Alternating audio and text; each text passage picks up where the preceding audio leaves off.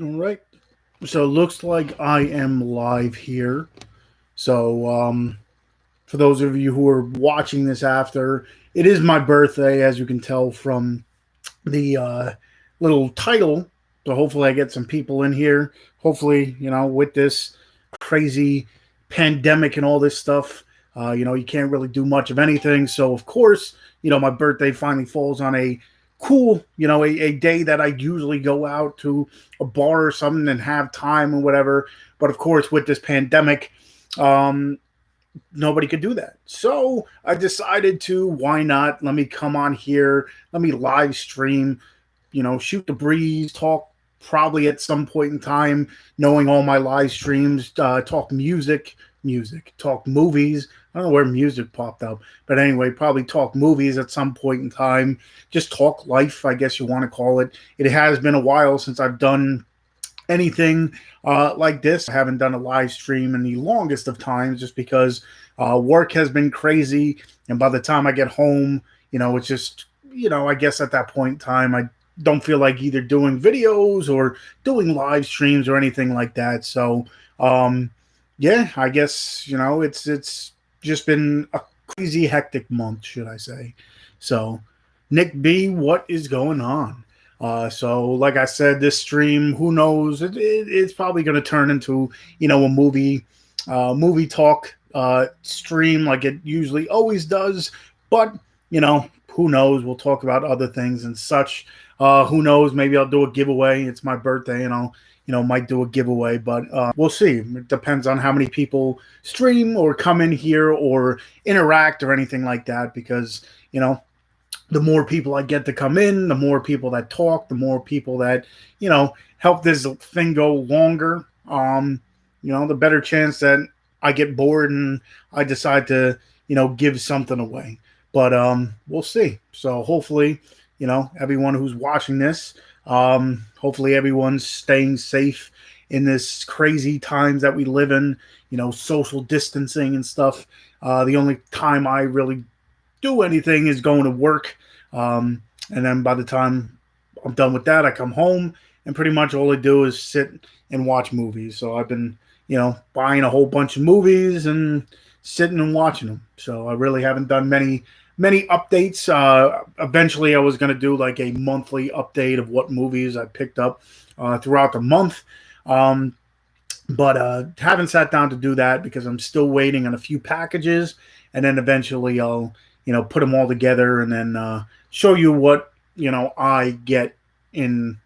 This is the most expensive month I think I've ever spent on movies in the longest of time. Usually I wait, but I kind of went and did a little bit something different. I've been trying to pick up some more rare or out of print titles on Blu-ray, so I'll get them between the range of like 20 and $30. I try not to go, too crazy, but I've bought in a few, which I'm sure at some point in time in this live stream, like I said, if I get enough people and you're interested in it, I'll, I do have them within reach, so I'll show them off if that's what, people want to check out. But, this is also just a live stream for, people not having anything to do. So hopefully I can, be entertaining enough and keep everyone's interest for who knows how long. I've done 3 hour live streams. I've done hour live streams. So I guess it all depends on if I get, interaction or I'm sitting here talking to myself, which at this point in time, that's exactly what I'm doing. But, it's all right. It's Friday night. Do you ever hit up the Dollar Trees for dollar DVDs or Blu-rays? I picked up a few today from my local store. I've done it before. A lot of the titles that when I do walk in there, I do already own most of them. And then of course sometimes I'll walk in there and see a movie that I bought, maybe like, a few months before for $20. I'll walk in and see it for $1 and kind of, kick myself in the ass for, having to jump on certain movies a little bit too quick. But for the most part, like I said, unless it's like an obscure title, I've bought in a few. There was a few Magnolia titles. I think What Happened to Maisie. I was like, still haven't sat down to watch it, to tell you the truth. but that was one of the ones I found that I was like, oh, okay, this is a Magnolia film. Probably more of an independent title. Um, but for the most part, most of the time I'll walk. Yeah, I don't really get DVDs anymore. I took all my DVDs that used to be out in my collection and packed them up and moved them, just because when you're a collector, you lose room pretty quick. So all my DVDs are now packed up and in the garage. So DVDs not as much, but every once in a while, if I see other people doing you know out and abouts to get dollar Blu-rays or whatever, and I see maybe a title like an obscure title, I'll go and check it, because there's like two or three Dollar Trees around my area, so that's when I'll venture out, I guess you want to call it. But a lot of the times, if I go, they're either already gone, or there's very slim pickings. So unless I see something like eye popping that I'm like, oh, it's definitely one I'd want to check out, usually I don't. But yeah. um what was I gonna say? Oh yeah, like I said, with this whole pandemic, if those of you who have checked out my channel for the first time, if you're watching this video after it's live or whatever, check out some of my reviews and my updates and stuff. Pretty much what I'm trying to do is show people lesser known movies and such, lesser known titles, just to and I try to find ones that are actually on like some kind of streaming service, whether it be like Amazon Prime or Shudder or Voodoo or something like that, where you can actually sit down and watch like certain movies you would actually have to order from like the company itself, or one of the like the studios itself, which at some point in time, like I'm still waiting on a few titles. It's been like 2 weeks, which at this point in time, I know the craziness and the it's probably take a lot now. It's probably taking a lot longer to get it shipped. But if you check out a lot of my reviews and stuff, it's movies that you can, check out anyway. I guess at this point in time, like I said, Amazon Prime, Voodoo, or just dropping by to send you a happy birthday wishes. Have a great day. Well, thank you for showing up and saying happy birthday. It's much appreciated.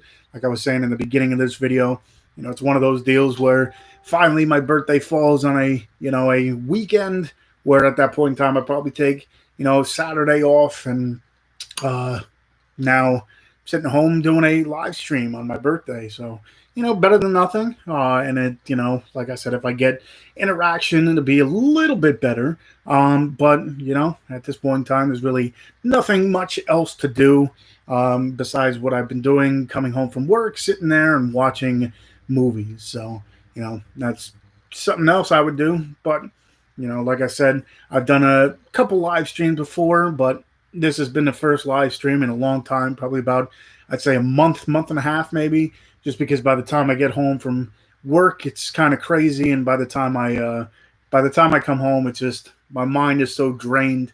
The only time I've been doing it is if someone asks me to review a certain movie, or if I come home and I have a package in the mail or something like that, then I'll do a nice little unboxing. But like I said, the past, few videos I've been doing, it's more to, I'm sure it's either people are sitting home watching movies, listening to music, doing whatever they can to kind of keep themselves occupied and such.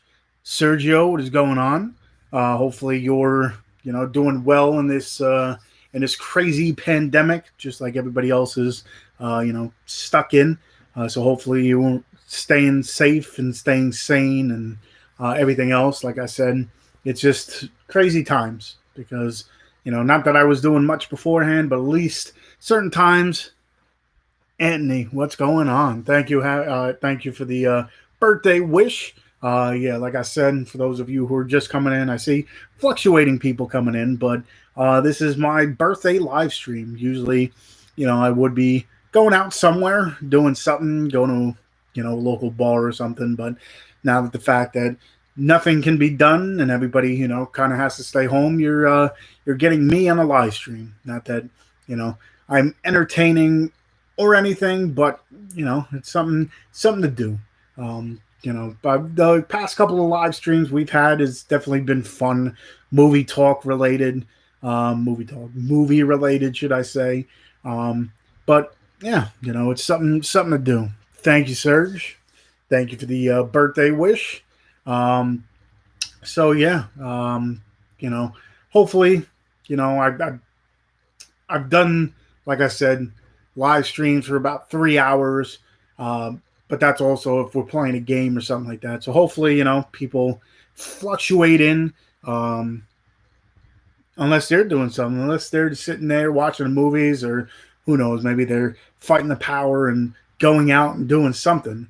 But tonight I will be sitting home and depending on how this live stream goes or how long people stay with it and stuff. We'll see how long this live stream goes. But um, let me think. I guess might as well do it. Did you go to work? Yes, I had work this morning. I got to go in. Well, not got to go in, but I went in 6 o'clock, 6 to 2:30. So I got out early enough to, you know, enjoy part of the day. Just got done eating some Carvel cake with the family. So that's what my birthday has become. But here, what I was going to do is show off some of the, um, titles and stuff that I've gotten recently. There was a few things that I'm like, I need to get. Um, this thing, I must say, I've kept on seeing it, and you still watching AEW? Not as much, to tell you the truth. The past, it's a little bit different. I mean, they're trying their best for sure, but it's just not the same without some kind of like reaction. I guess AEW is doing a little bit better with the wrestlers around the ring, trying to have somewhat of a competent, entertaining match or whatever. But it's just not. I don't know. It's just not the same. So I'm trying, but now they said it's going back live or something next week. So pre-taped, it's not too bad. It's just I don't know. It's hard. I don't want to say it's hard to watch, but it is at the same time. But is Troy at work too? Yes, Sergio. Troy is at work. So, um, but yeah, like I said, it is what it is. But I wish it was, especially certain things. I was watching WrestleMania a few weeks back, and there was certain things I'm like, oh, if this was in front of a crowd or something, it definitely would have been 10 times better. Than the certain reactions would have been cooler, and it was just weird. It was off, I guess you want to call it. So WrestleMania being off, just normal, weekly shows. It's just another, they're trying more vignettes and more, pre-tape stuff. But it's just something I'm not used to. But um, I want to. I watch reviews like Wrestling with Regret and Wrestle Talk and all that stuff, and they've been saying, they've been putting on decent shows, but the past couple weeks I haven't. Did Troy ask for me? Yes, he did. I saw WrestleMania. It was weird. Yeah, like I said, there was certain matches that were just you could tell it would have been 10 times better, or at least 10 times more. Um, how do I put it? The wrestlers would have been in it that much more if they had a crowd and stuff. He asked how you were doing, Serge. So it's just the, like the women's matches. I think they could have used a little bit of, I guess, besides Charlotte and Rhea Ripley, because they did pretty good for the matches. But certain, like the Brock Lesnar one, it was just so quick that it was just like off, and it was just would have been 10 times better with some kind of crowd, and then of course Drew winning would have been an explosion and stuff. But yeah, I don't know. It's just something different. So eventually, Sports, we don't have sports. Wrestling, like I said, is a little bit different. That was another outlet. But the only other outlet that I know of besides music is, of course, like I said, movies. If you couldn't tell, that's pretty much my life is movies. So one of the things I was going to show off is some of the movies that I picked up earlier in the stream. I said that I've been doing, trying to get more either out of print titles or rare titles or special editions and stuff. And I've been using eBay a lot more than I ever did before. I never really used eBay. It was mostly Amazon. But this one I saw on eBay for the longest time. I was looking for it, couldn't find it. It is, I think it's a French steelbook or something like that. But this, I think, is one of the cooler looking steelbooks out there. But this is a Don't Breathe one. So you get the old man. I didn't even open it yet. I don't know if I'm going to open it. But it's one of the ones where you got the old guy staring at you. Very like it's not raised. I thought it was going to be like raised, like the eyes or something. But it's not. But this is the one of the ones that I did pick up. I think it's one of the cooler looking steel books. The back, I mean, I didn't open it, so I don't know if the back has anything on it. But for the longest time, I would see people have that on their Instagram, and I'm like, I need to pick it up eventually. But then I got this other one. It's called The Woman. I just watched it. Very intense, very different. It's got the one lady from, what the hell's her name? I can't even think of it now. Pollyanna McIntosh. She's one of the characters in Walking Dead, and she's the whatever group, the trash people or whatever. She was the queen of it. She's in it. She plays like this feral woman that this family finds in the woods, and they try to, make her more human and stuff. But the way they do go about it is definitely off. Nice. I love eBay and Amazon. I've been really buying a lot more movies too. Yeah. Like I said, it's the only thing I got nowadays. I don't got sports, they just had the NFL draft. Who knows what the NFL is going to look like when it does come back. Wrestling is definitely a little bit different. Happy birthday. Thank you, Phil's Creepy Videos. Again, for those of you who are showing up now, I can't really do much on my birthday, so I decided to come on live stream. And, for those of you who have come on, Anthony's been on, a whole bunch of people has been on. Eventually, it's just going to be probably movie talk. It always ends up being that. So you might see titles you never heard of before. That's what I'm here for. But it's also something to do. Like I said, I would be somewhere, probably some kind of local bar just to hang out and stuff. But of course, with this social distancing and this quarantining and this pandemic and stuff, it's got me sitting home here on live. So hopefully I keep everyone entertained. Hopefully, everybody interacts and stuff. So don't be shy. Start talking and stuff. But this one, The Woman, this I don't know if it's on anything right now, but it is a interesting movie. Came out in 2001. But a lot of the movies that I did pick up are more obscure and out of print. Have you ever seen the movie Beyond the Black Rainbow? That one name does not sound familiar. That kind of reminded me of The Serpent and the Rainbow. That was a movie I was thinking that was, but I don't think I've seen Beyond the Black Rainbow.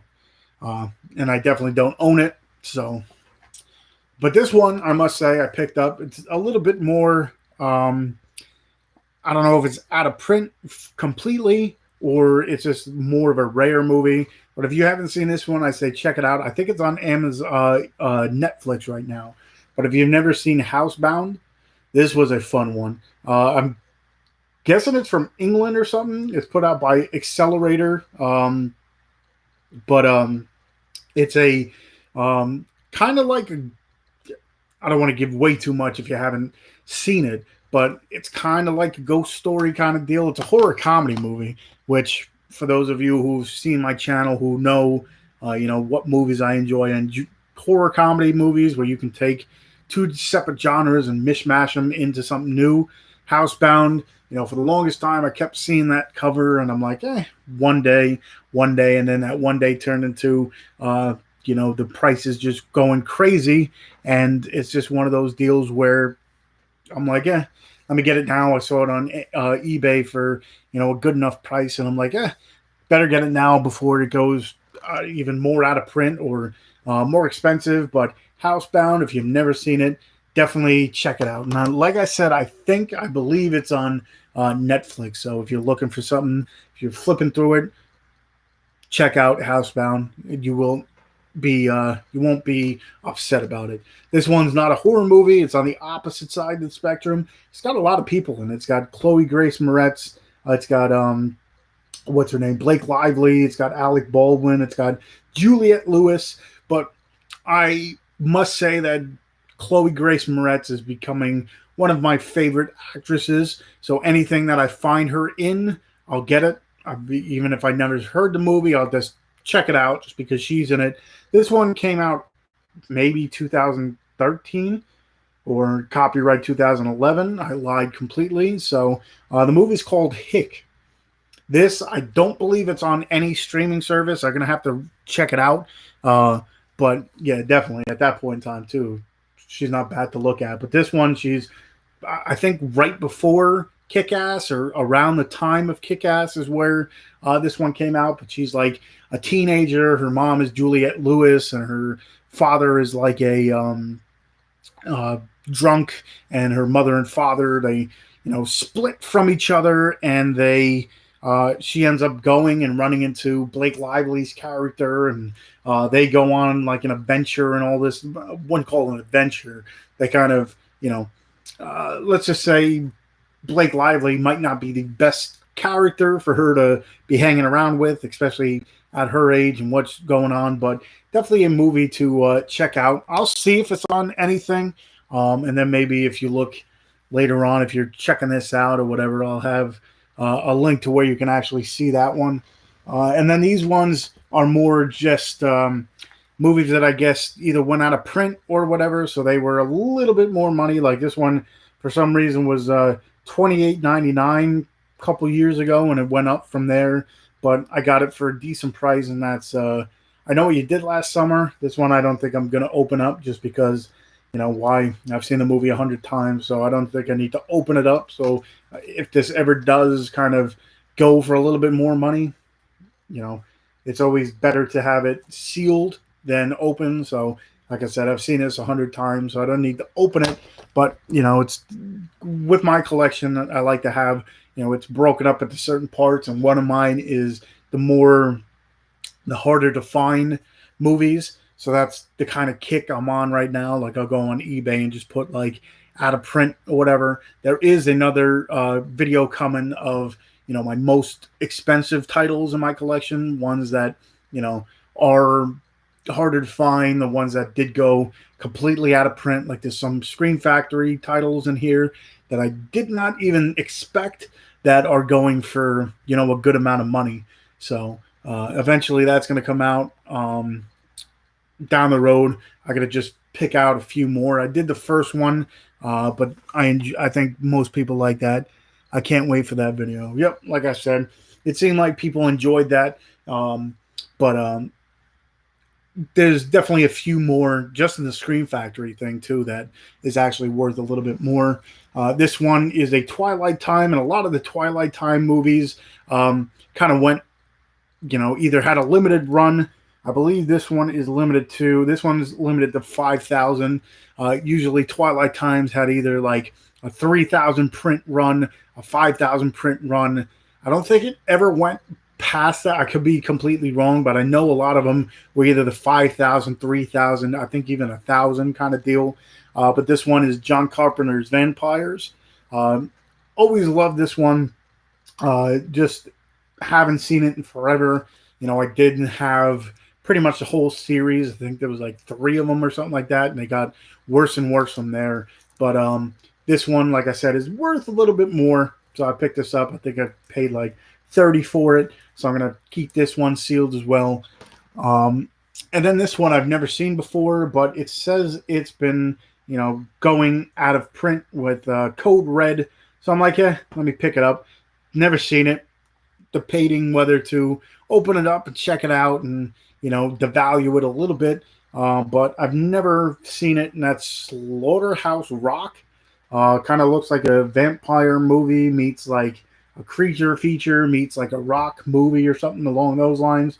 But yeah, that's Slaughterhouse Rock. So we'll see what that is. And then sometimes when go on eBay and stuff, and if you don't, you know, check it out exactly, I guess, you kind of get burned.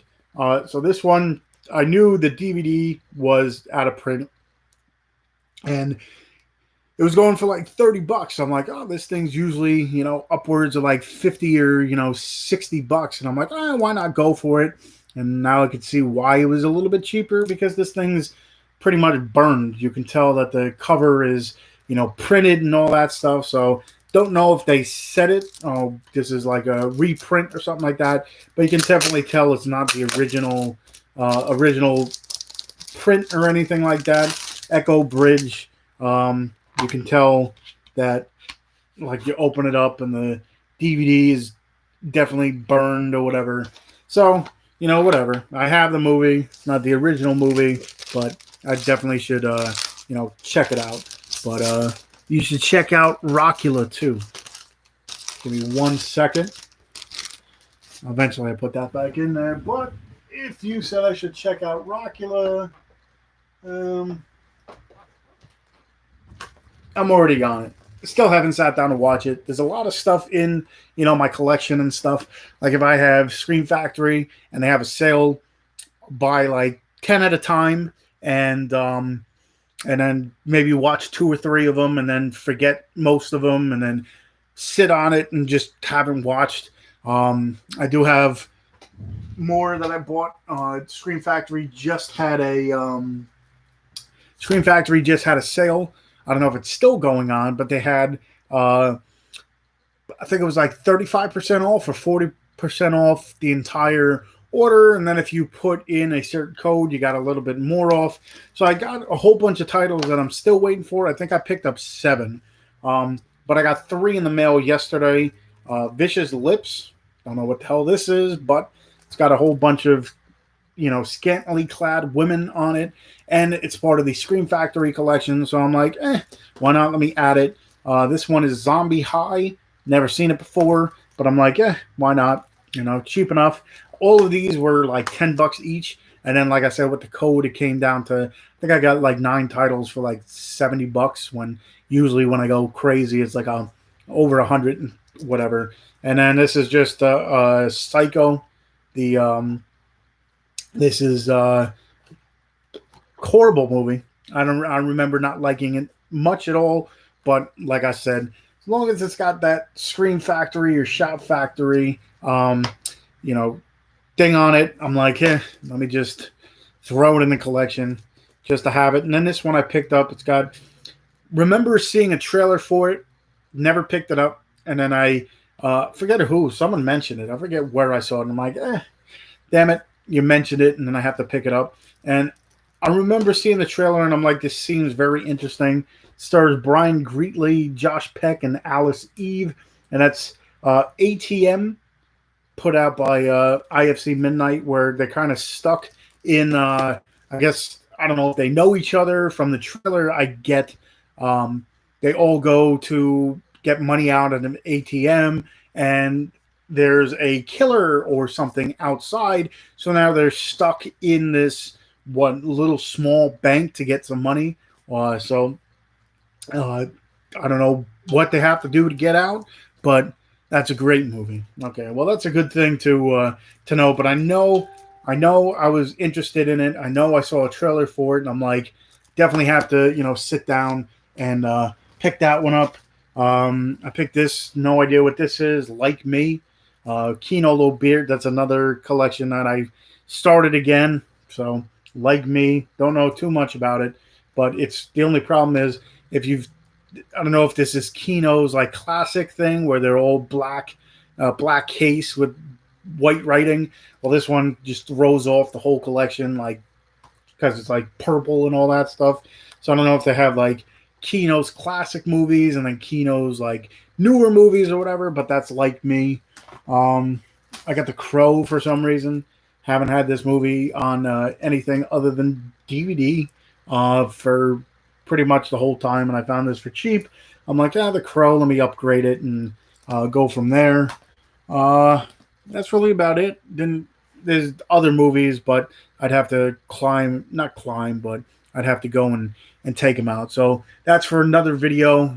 Stay tuned for that. Like I said, the more expensive stuff in my collection. Sorry, I was eating. I just got done now. That's all right, Serge.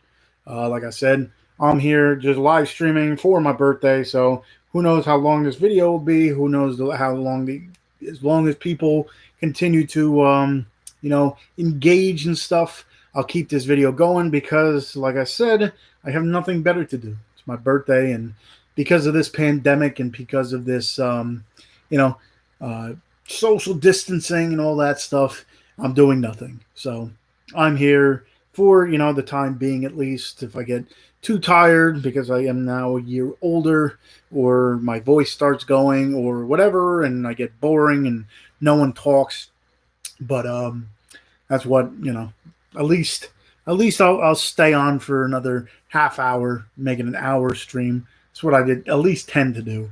But I got another stack of movies here for those of you who have an Instagram. The cool thing is, well, not the cool thing, but the more entertaining thing to do is, especially if you have a what do you want to call it, a collection. You do the stacks, hashtag black stack, hashtag my name's.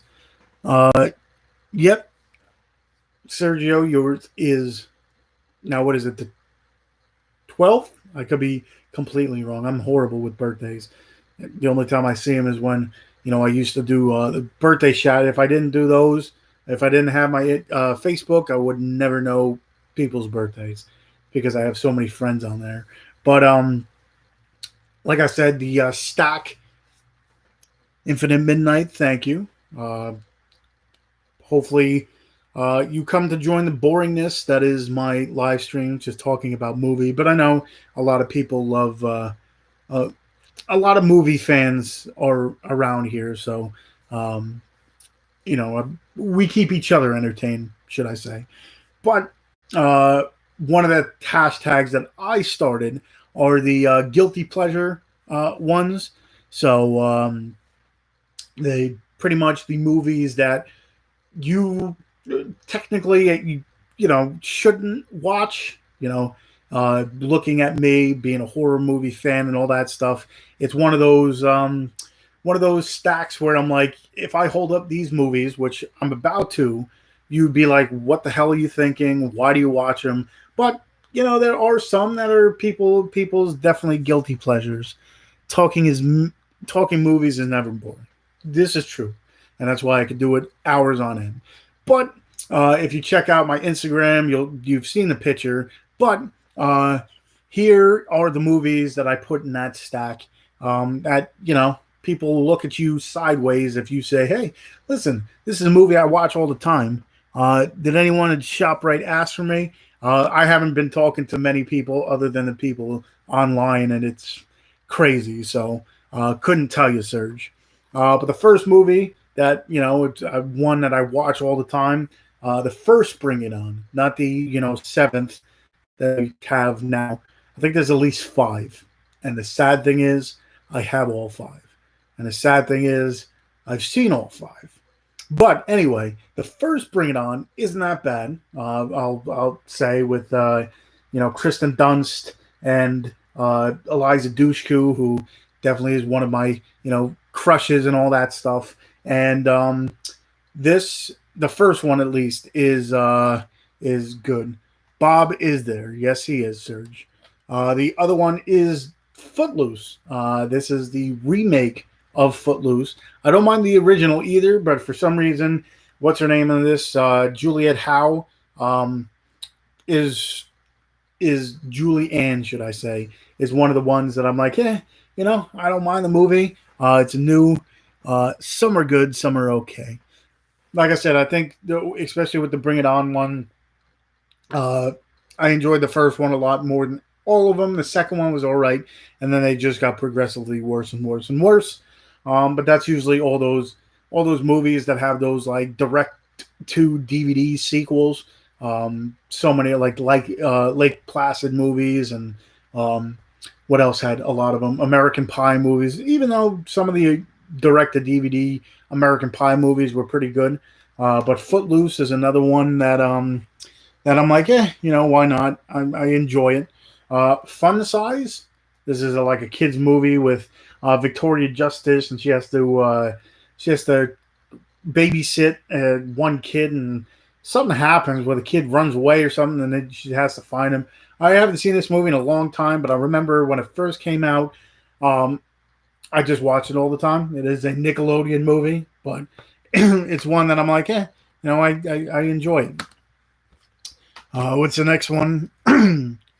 I Love You, Beth Cooper. This is the one with what's her name, Hayden Panettiere.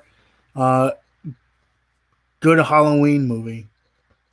Uh, but Halloween, or what do you want to call it? I Love You, Beth Cooper is definitely one that I'm like, I like the teenage, as crazy as it sounds, like the teenage drama queen movies, I guess you want to call it.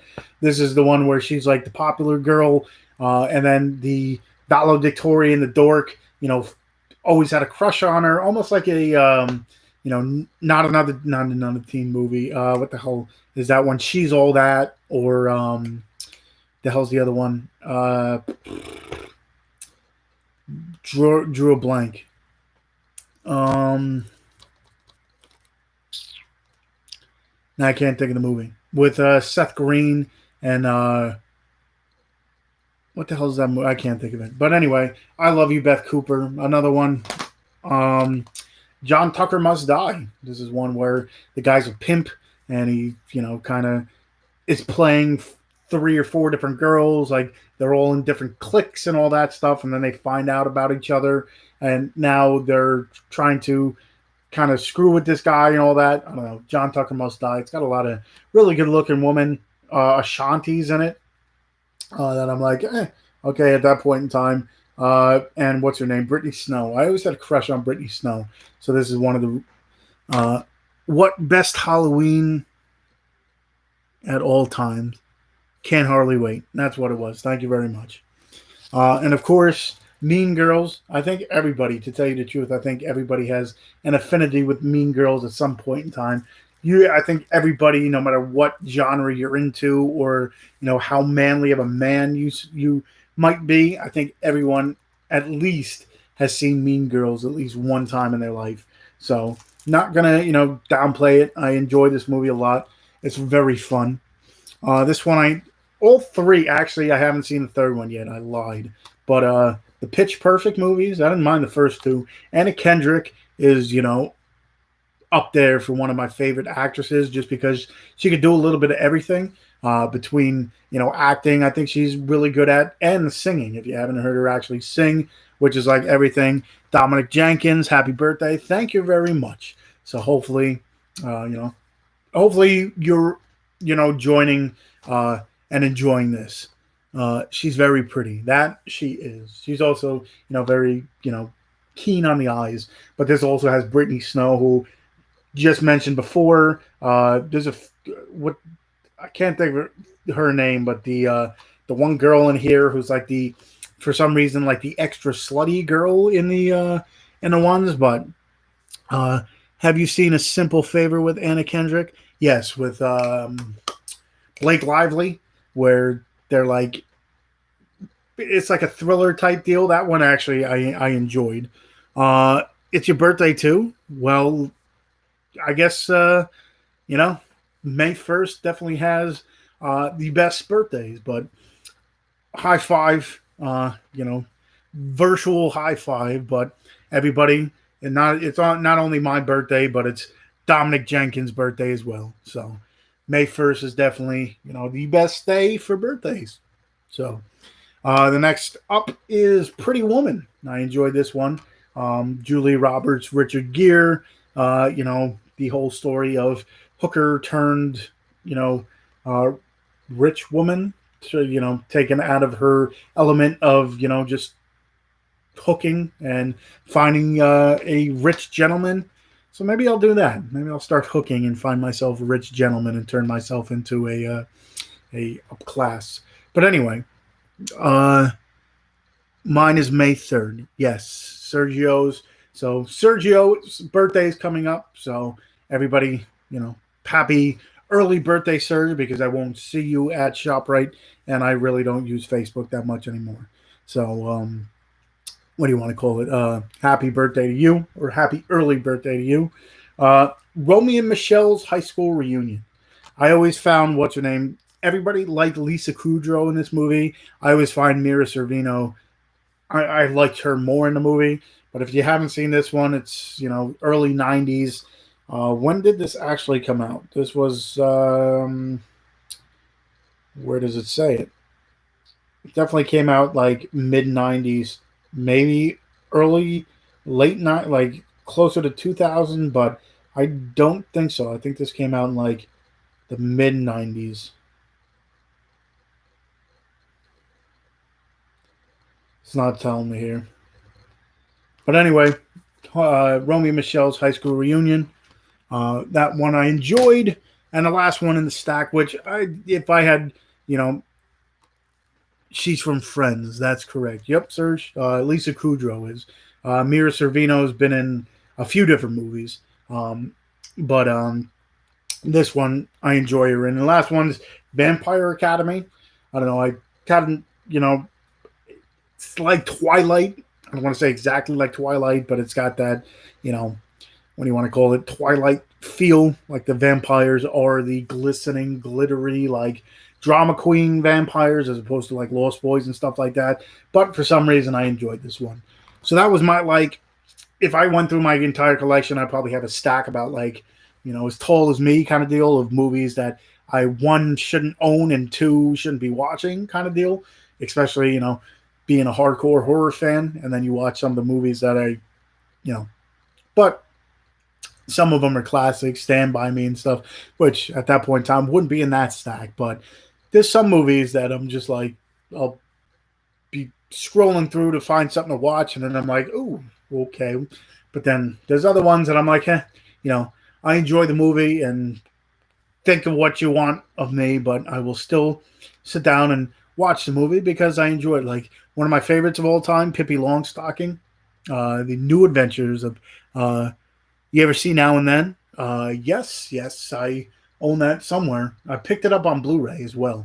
But that is one that between Christina Ricci having, uh, too big of boobs that they had to tape her boobs down, and not only I think Casper and Now and Then were the two movies that they had to tape her boobs down because she had large gazungas for a teenager.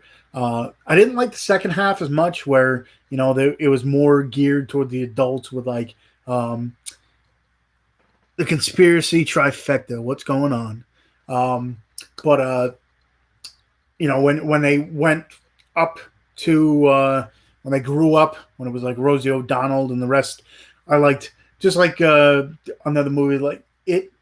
I enjoyed the first half of it where it was more the kids, and then once they grew up, kind of lost me. But Now and Then was the same exact thing where I liked the kids half more. I mean, they kind of incorporated the kids into it, but a lot of the first half when they were doing like finding the graveyard and all that, and they were looking for like the dead person, and then they got into a fight and all that. But that's also because at that point in time you had Christina Ricci, you had what the hell was her name? Who was the other girl? The girl from Monkey Trouble. Thora Birch? Is that it? I can't even think of her name. But anyway, I enjoyed that movie. What about the Babysitters Club or Big Girls Don't Cry, They Get Even? Babysitters Club, yes. Big Girls Don't Cry, They Get Even. Have not seen that movie. But the Babysitters Club, yes, I did own. That was another one from my childhood, especially at that point in time. I think Disney would play that movie over and over and over and over again. So that was one of the channels that I used to watch all the time, was the Disney Channel.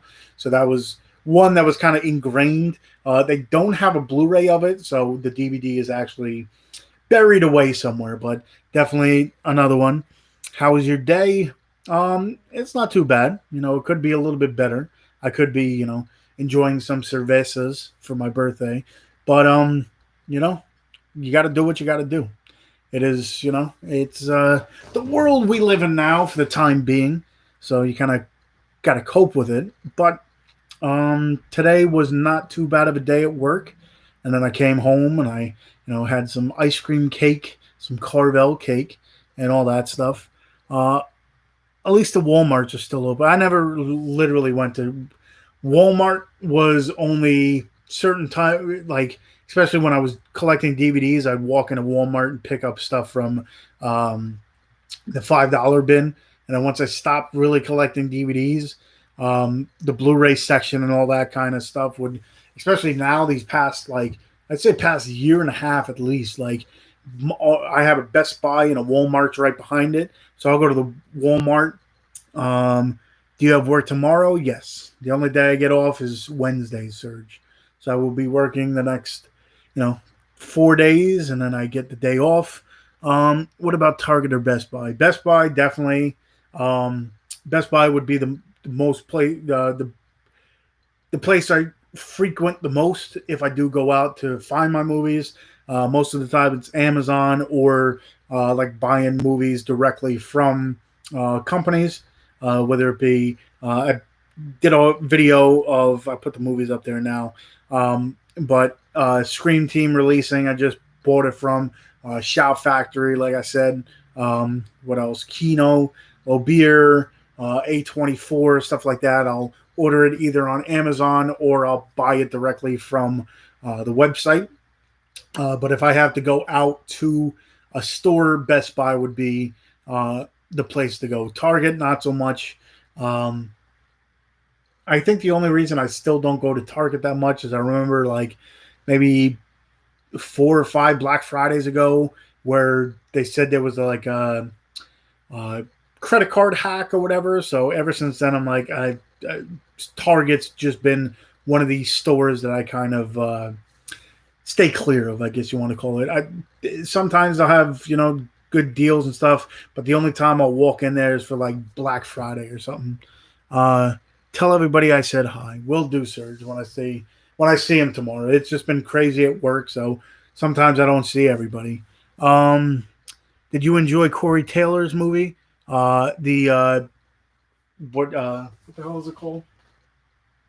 Now it's up there. But anyway, the In Search of Darkness. Pretty much, it's almost the same exact documentary because I think they have what is it, 3 different specials editions. They have the Elvira one. Um, they have the Elvira one. They have the Corey Taylor one, and then they have a third one. I forget what it was, and then they just have a regular standard one. Pretty much the whole thing is like 4 hours long, but each other one has a little bit more and different special features. Like the Corey Taylor one has an extra 20 minutes of him talking kind of deal, about his fascination with the 80s horror. And then I think Elvira is the same thing. They'll have like 20 or 30 extra minutes depending on which edition you get. But to tell you the truth, it took about, 6 months to get to me. And it wasn't that bad. It's definitely one that they put a lot of effort into. Now I think they're making a sci-fi one, which was never into sci-fi that much. So I'm not 100% sure if I'm going to get it. But it's definitely one that was really cool. Um, have you seen Them? What is that? Them That Follow. I want to see it, but I hate steaks. That? No, I have not. I finally got it, and it was awesome. Do you like Sleepy Hollow? The one with Johnny Depp? That one's not too bad. That one I haven't seen in forever, but that's with Christina Ricci and Johnny Depp, if I'm thinking about the right one. I enjoyed it, but that one I have not upgraded into Blu-ray, so I don't have it anywhere around here. It's packed away with my DVDs, but I remember liking it. But Them That Follow, I've never seen that. So, and if it has to do with snakes, there's only certain movies. I mean, the first Anaconda, I didn't mind. But like, I have the one, I had it on DVD, but Hiss or whatever the hell it was, like HSSSSSSSS. That one I'm like, but that's also because that was more on the earlier side in the movies. So that one I wasn't impressed by, but like Anaconda, I enjoyed. Snakes on a Plane was but Hollywood crap. But Python, that's right. I forgot about Python. That I never owned on any shape or form on any what do you want to call it? Um, Digital platform, should I say? No DVD, no Blu-ray, no nothing, no VHS. I only had a few VHSs, but it's the kind of religious horror film where they use snakes in their ceremonies. Mm. So yeah, like I have to at least look it up. But what else? I also bought these things. I was trying to figure out a way to show it off on. I always saw like what do you want to call it? Little snippets on Instagram for these things, and I'm like, they sound pretty cool, but I wonder how they're made. But I wanted to show them off on Instagram, but I couldn't. But it's these little boxes, home boxes, I think they're called.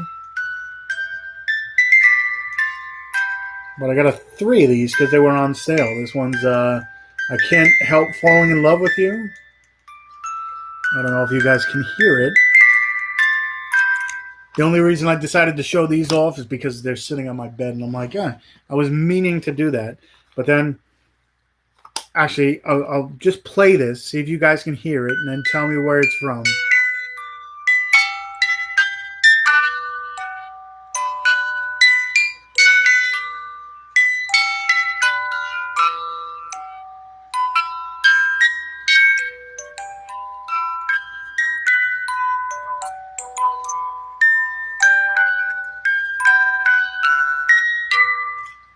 I don't know if you guys can hear it or not, so I'll wait a few seconds to see if that actually worked.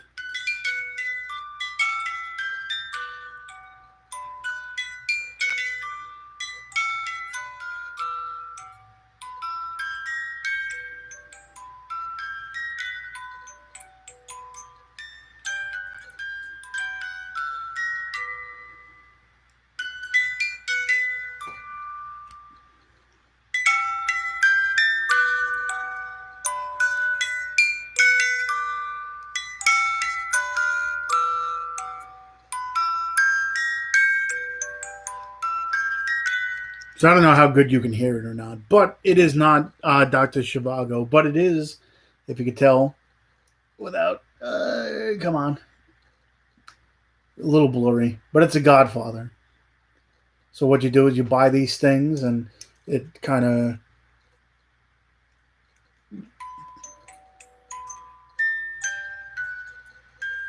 as you spin it, as I shut it, it spins, and then it plays a song. So for the longest time, I liked these things. I always thought it were cool, and it's because of this one. But I don't know. I just thought, why not? Let me get it. And this one's the Harry Potter one. It's a little off, but you get the little kind of just rolls in there.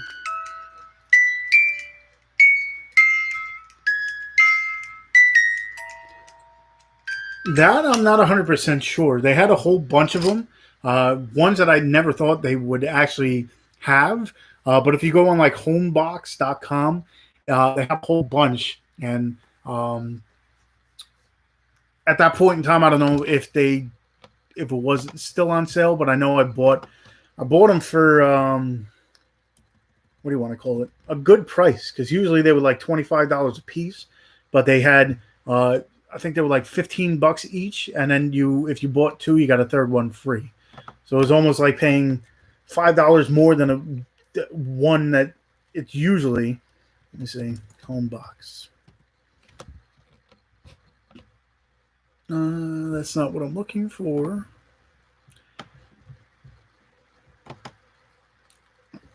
Let me see. Try to find you guys a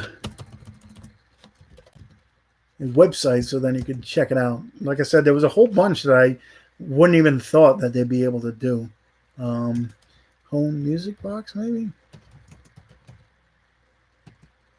That's why. That's how it's spelled. Honne. Home music box. Doo-doo-doo-doo-doo. Free music box today. Let's see. Bella, couple. Game of Thrones. I'm looking to see if they do have The Exorcist. If they have The Godfather and stuff. Pink Panther, Under the Sea, The Little Mermaid. Okay, those went way up. But now they're $30 a piece. So, and that's on sale. I got them for 15 a piece. It might have been a different company. But here's the, I'll at least show you guys the link. Yeah, but I didn't pay that. I paid $15 a piece. And like I said, at that point in time, I got a third one for free. So let me put that there. So that's the website that I got them from, but not that much, or I definitely would not have bought them. But they were like 15 a piece, and then buy two get one free. And this is the only reason I got it is because it's Harry Potter one, and it's like off. Like it's got like a weird plung to it. The plung is definitely not the word I'm looking for, but it's got a weird little like off. But anyway, I bought those. Besides movie, these were the only purchases that I had bought. Do you like all the Paranormal Activity movies? I think those are like a one-trick pony kind of deal. You watch them once; they're good for the first watch, but then after that, it doesn't really change from there. Like unless you sit down and you forget about it for a while, because the jump scares are decent, in those movies. But after you see them once or twice, you're like, okay, I know this is going to happen. I know this is going to happen, and the fact that most of it is like shot on cam, not shot on camera, but um, found footage, I guess you want to call it. Once you see it once or twice or whatever, kind of, I got 1, 2, 3, and 4. I think I got, what is there, either 5 or 6 of them now. I got all of them at somewhere, but because there's 1, 2, 3, 4, and then paranormal. Or the fifth one is like paranormal something. And have you seen the Exorcism of Michael King? I do own that one. Haven't seen it in a long time, but I remember finding it a little slower than most of the other Exorcism ones. There are 6. Okay, I knew it was either 5 or 6, but I know one's like the Ghost Dimension. I think that's the 5th one, and then the 6th one, I forget what the name of it, but I have all of them. They should come out with for some reason, I enjoy like box sets, so they should come out with a box set for it, but they don't have that. But the Exorcism of Michael King, I do, especially at that point in time, because they were doing like Exorcism of Emily Rose and Exorcism of Nina Hartley or something along those lines. Then was like 4 or 5 different Exorcism movies, but I remember Michael King being a little slow. I'm going to have to rewatch it again, but I do have it somewhere in the collection. But I don't remember if I have it on DVD or Blu-ray. I have to have it on Blu-ray. But I remember I do own it. I have seen it, but I don't remember. I think they might be making a box set. Eventually, even though, like I said, I have all of them. I always like these.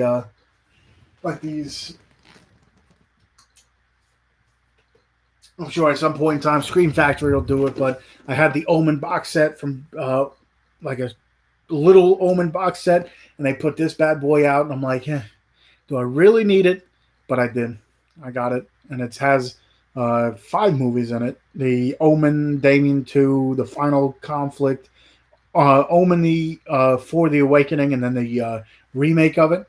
So once I saw this, I'm like, I don't have a box set, but then when I saw the box set looking like this, I'm like, I gotta get it. So we put that back.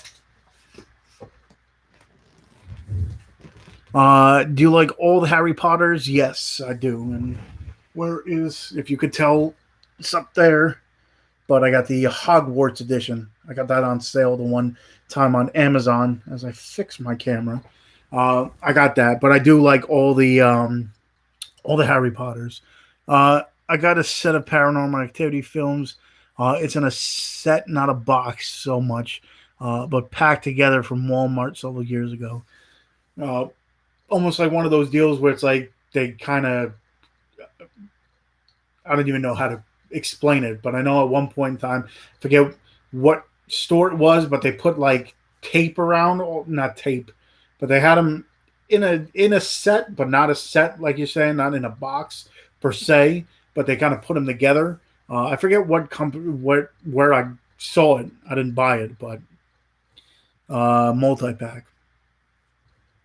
I need a little bit of water. I'm getting parched, so give me a second.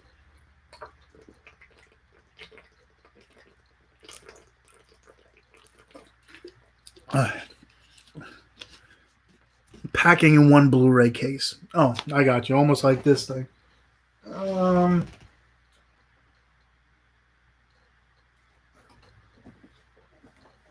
Almost like this Wrong Turn series kind of deal where you have like the 5 movies or whatever, just to make it a little bit, what do you want to call it? More convenient, I guess you want to call it, instead of having 5 Blu-rays. They kind of, it's a little bit thicker than the normal Blu-ray case kind of deal. And where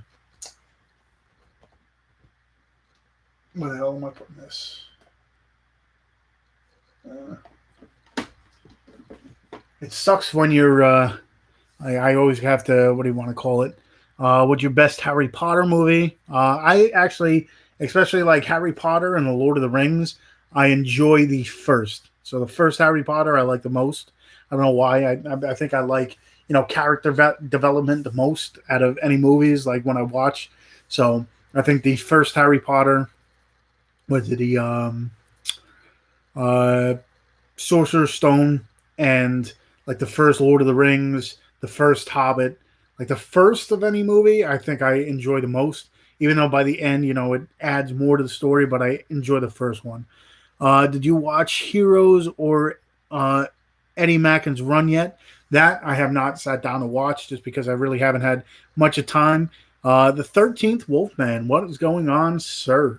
Um, but yeah, Eddie Mackin's Run or Heroes, I have not sat down to watch just because by the time I get home from work, unless it's a Wednesday, Wednesday is my only day I have off, and then I have so much stuff planned in my head to do on Wednesday, and of course the day comes and I do nothing. I do nothing of what I want to do or what I want to accomplish, and then I feel like crap by the time 9 o'clock rolls around, and I'm like, I got to go to sleep. I got to get to work tomorrow, and I'm like, I did nothing, you know, nothing that I wanted to do. But eventually, I'll sit down and do it, sit down and watch them. But I have not to at this point in time, uh, you know, sat down and watch it.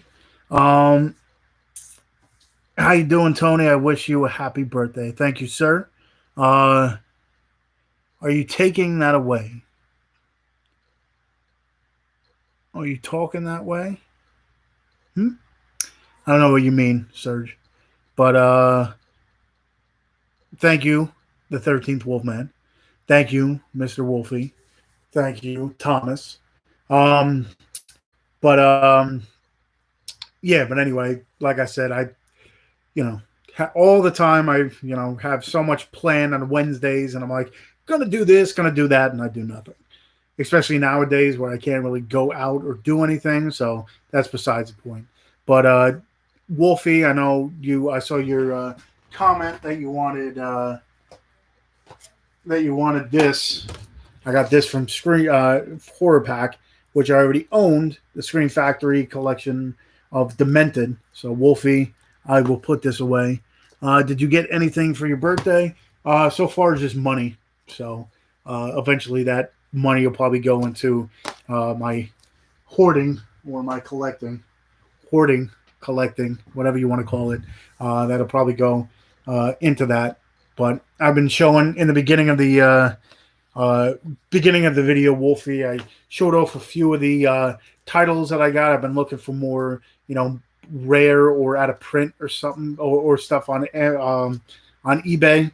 So I bought this steel book of Don't Breathe. I always enjoyed this one. I saw it one time on Instagram, and I'm like, I have to find that one. It's like a French release, so I picked up that one. Um, I picked up The Woman.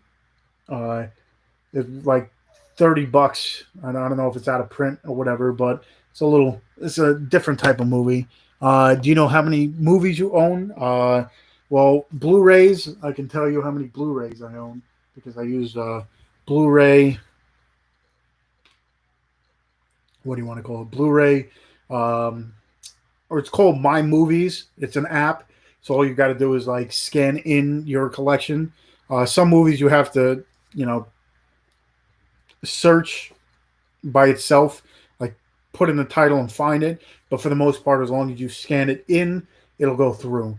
So it says all my movies, 2,566 Blu-rays, but that's not including like multi packs and stuff.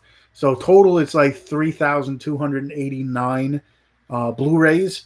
But then probably DVDs. I think the last time I counted my DVDs before I put them away, I had like 5,000. So probably like 8,000 or something like that. So money equals movies equals happiness.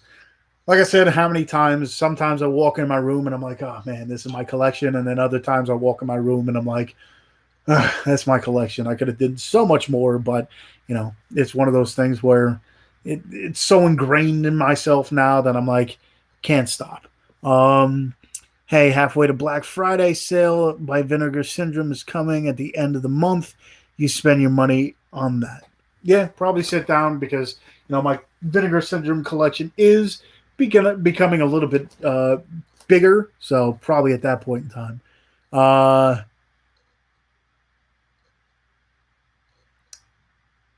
you were gaining on me with the that number of movies. Yeah, eventually.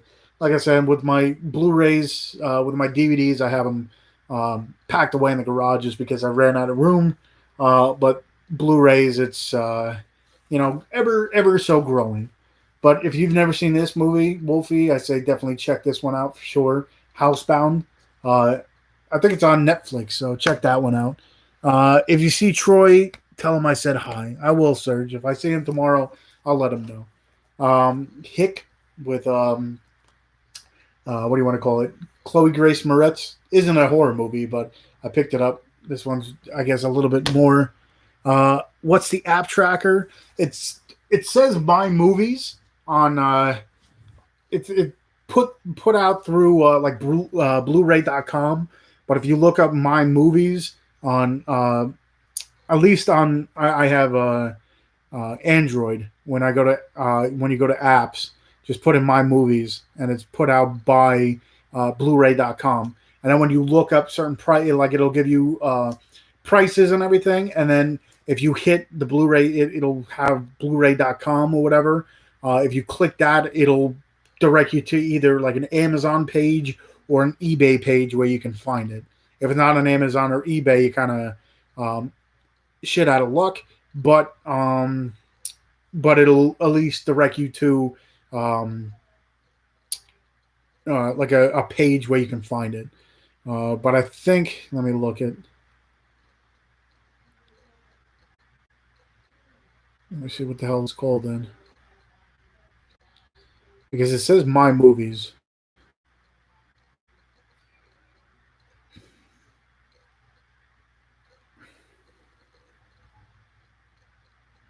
Don't mind me. I'm looking up the app.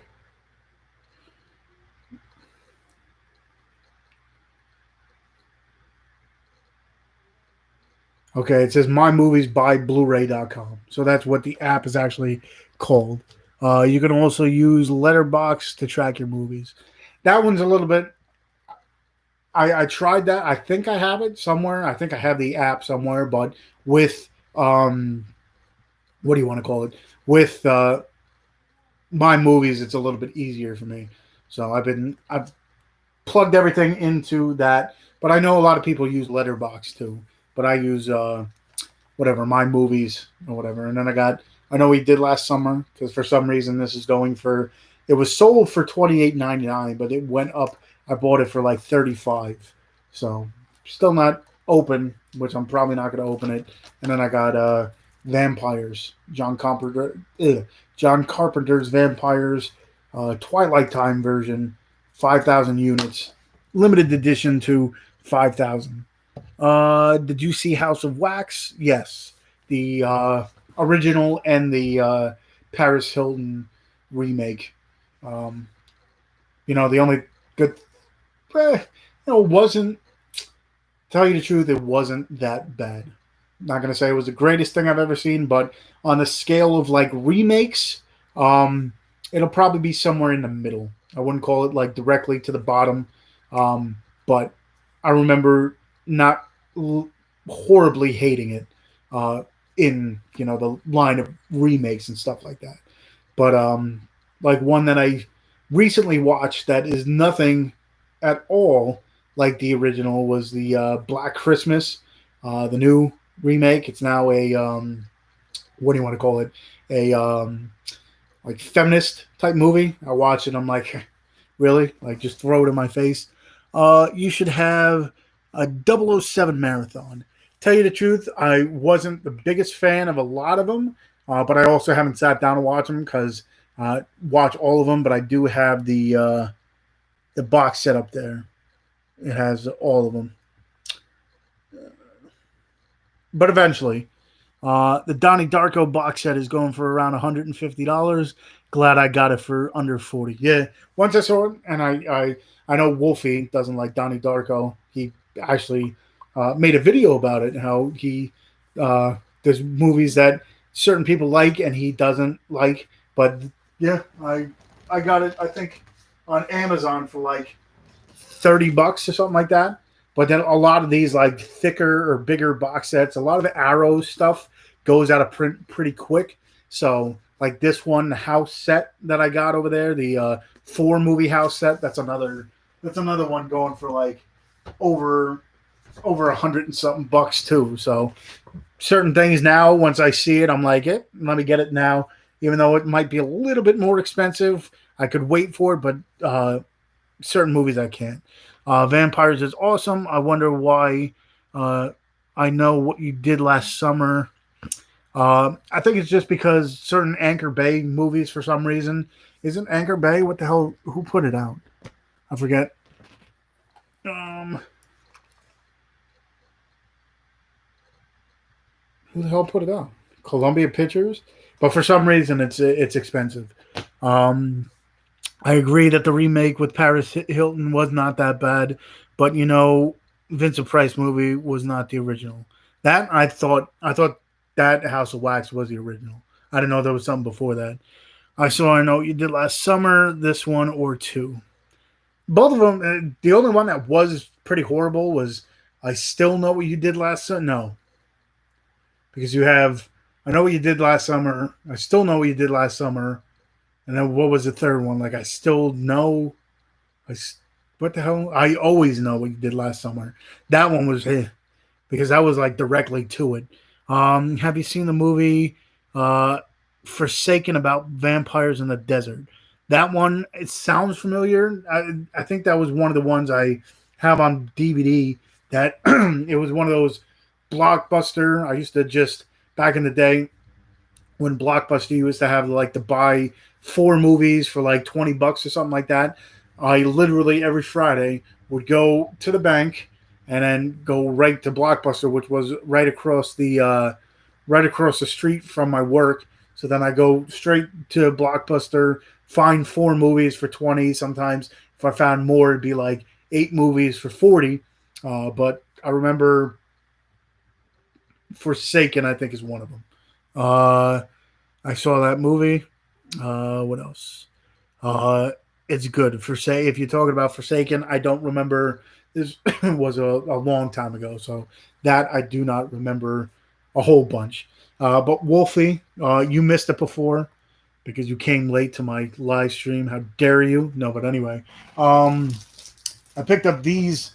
I picked up the whole bunch of movies. I think there's like should be like 5 or 6 more coming, but I picked up Psycho.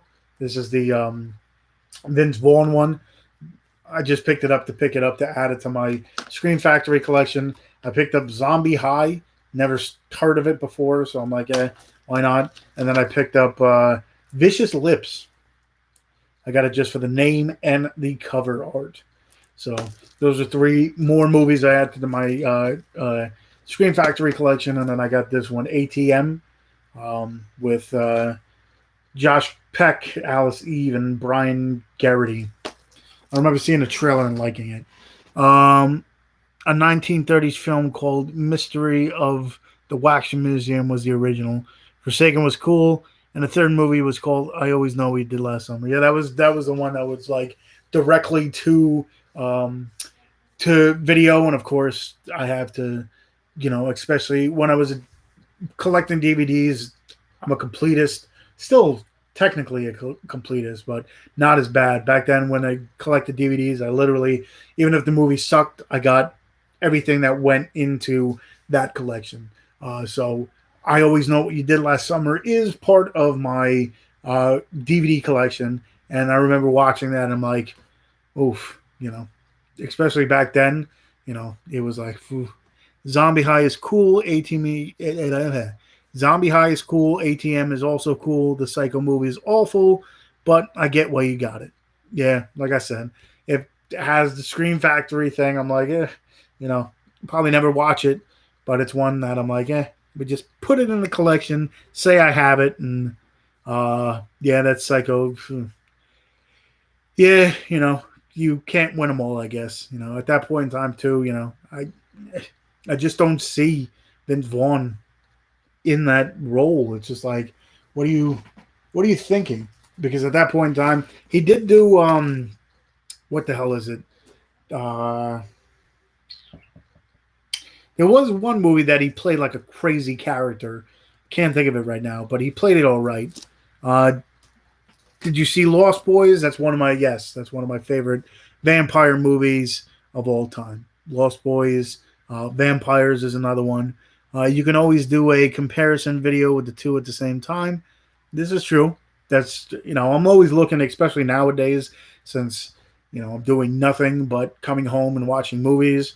When I do get the urge to make a new video or something, I'm always looking for something to spice up what I usually, instead of just reviews or unboxings, looking for something to do. And I've always had that on the docket of doing like remake to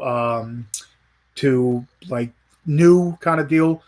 Eventually, I'll sit down. And like I said, when I usually say I'm going to do something, I hardly ever do it. So don't expect to see it for a while. Uh, have you ever seen the Minus Man with Owen Wilson? Minus Man. Sounds familiar, but I can't put my finger on it. And yes, Serge, I did see The Lost Boys.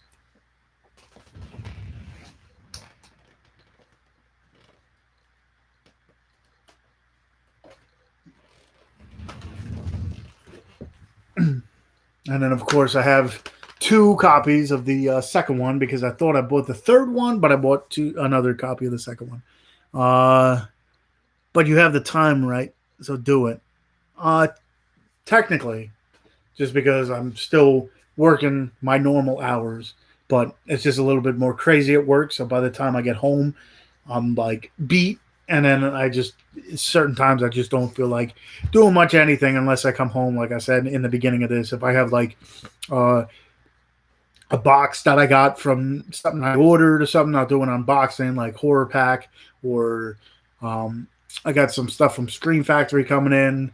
Um, I'll do something like that, but most of the time I'll come home and I'm like, I just don't have the energy or the mindset, should I say, just because of the craziness of work. Sometimes I don't have that mindset to be like, let me go sit down, make a 20-minute video, even though I don't edit it. So I guess that's I couldn't even imagine editing all my videos. So off the cusp.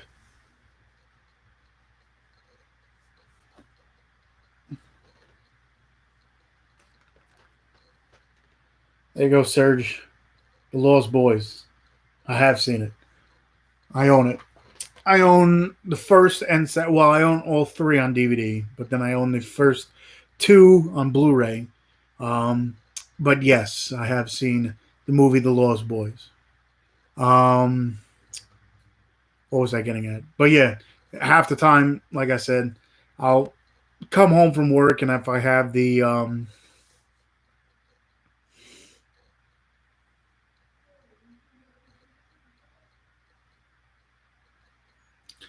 yeah, I can always kind of. I got rid of what do you want to call it? I got rid of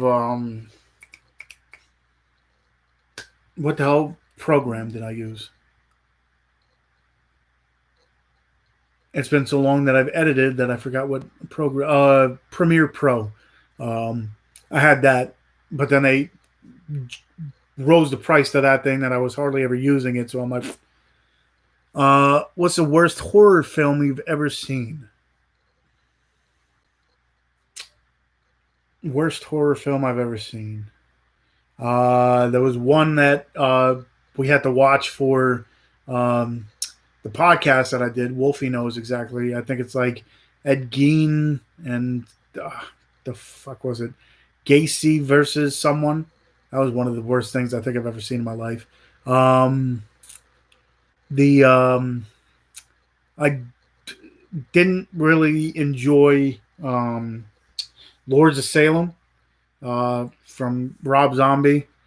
I didn't like that um, just because it went so off putting, I guess you want to call it. Like I saw a trailer for it thinking it was going to be one thing, and then the movie just took a different turn and just not my style, I guess you want to call it. Not saying, some people love that movie. I didn't like it whatsoever.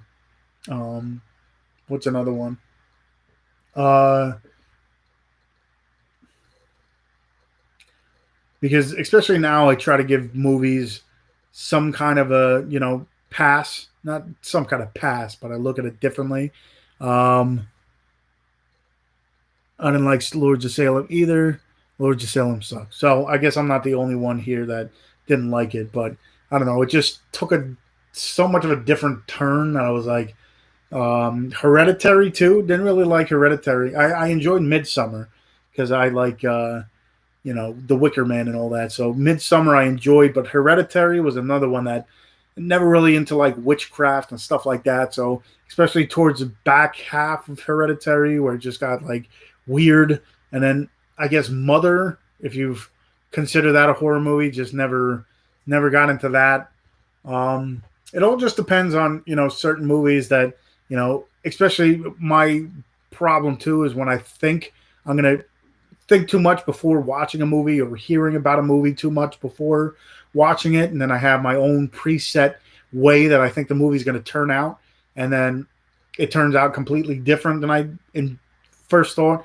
I got to sit down and watch certain movies a couple times to get you know get a grasp of it, or get give it a chance, more of a chance than I did in the beginning, because there's been many a times where I want to see it so much, and then it just kind of misses my expectations, and I don't like the movie because of it, kind of deal. So certain movies I got to sit down and watch it again. There are some really bad ones. Night of Lepus, that I still haven't seen yet, but I remember you talking about it. Things, never heard of that one. Psycho remake. The Blair Witch Project, like I said, I don't mind Blair Witch. I enjoyed it. I like the Lords of Salem. Not a fan of how, like, I liked the opposite way. I enjoyed I enjoyed House of a Thousand Corpses more than what do you want to call it? I can't even think of the movie. This second one, Three from Hell. I didn't like when I saw that, but I can't even think of the other movie. My mind is so shot. Um, I saw that there's a sequel to Don't Breathe coming. That would be interesting. Devil's Rejects. Thank you very much. But for some reason, I'm one of the few that because I know there are some people said that they like House of a Thousand Corpses a little bit more than Devil's Rejects. I don't. Devil's Reject I like, but I like the campiness, I guess you would call it, of House of a Thousand Corpses more. Like Devil's Rejects took it more like a gritty style. More it reminded me more of like the '70s type horror movies, like straight to you grittiness. House of a Thousand Corpses was more um, like the stuff that I enjoy. I guess you want to call it more. I don't want to say kiddie like, but it's like it definitely a different, like more comedy, I guess, if you call it that. Like I wouldn't call it a horror comedy per se, but it had like its comedic aspects and like it's the style of stuff I watch, should I say? So that's why I think I like House of a Thousand Corpses a little bit more than Devil's Rejects. What time are you going into ShopRite tomorrow? 8 o'clock, 8 to 4:30 tomorrow. So but yeah, that's why I think I like how House of a Thousand Corpses fits me more than Devil's Rejects. But I'm not saying Devil's Rejects was a bad movie per se or anything. But if I had to put them or list them, it'd be House of a Thousand Corpses and then Devil's Rejects and then Three from Hell because I didn't really like that one. You seen Green Room? Yes, I have. With anything A24, I pretty much not. I haven't seen everything, but I pretty much watched it. But the Green Room definitely has that, you tense to it. It's more of a thriller, I think, than anything. But I definitely enjoyed it. Uh, that is what Rob Zombie's films are all throwbacks to the '70s films. House of a Thousand Corpses was more of a long music video. I don't know. I think it was. I I think it was. I could see where you're coming from. I don't know. I just liked it a little bit more. Favorite horror film. Um,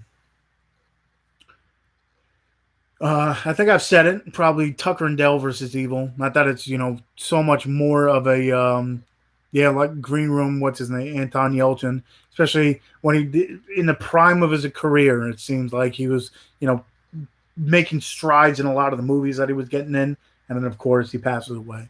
But the Green Room I definitely like. But favorite horror film would probably be Tucker and Dale versus Evil. But then like Wolfie, me and Wolfie go back and forth. I'm more of a horror comedy fan, or he says comedy movie with horror in it. But like uh, what do you want to call it? Final Girls I like a lot. What's another one? Splinter. It's put out by Magnet. That one really caught me off guard. I really enjoy it. If you ask anyone, if you ask what anyone's favorite horror film, you should give a subgenre. Yeah, at that point in time, because I can list certain ones and certain subgenre. Like I said, probably horror comedy would be Tucker and Dale versus Evil. Just straight up horror. It'd probably be like slasher. Would probably be one of the Hatchet movies. Uh, yeah, Splinter. Like I said, I caught for the long. I did not notice it, and then at one point I was in a magnet collecting. What do you want to call it? Magnet binge collecting, I guess you want to call it. I picked that up and then I watched it. I'm like, where did this come from? Like I didn't even hear about it, didn't know about it. I'm like, this moved from one of my you know one that I never saw before to up there. Uh, Charles Bartlett is a good movie. Oh yeah, that was a blind buy, another blockbuster blind buy. I remember at one point in time, there's one. If it's the one I'm thinking of, it's where there's one line in it where he's the one guy's talking to the cheerleader, and he's like, "Oh, you should get your like Nana pierced or something like that." Or the way he said it, I'm like, "The hell am I watching?" But for some reason, I enjoyed it. Splinter is one of those underrated, understated films. I know about it forever and always loved it. So for anybody who's sitting here and has not seen Splinter, go ahead and uh, this is a long ago. Did you see Four Rooms? Four Rooms? No, I don't think so. I don't think I've ever seen Four Rooms. Doesn't sound familiar.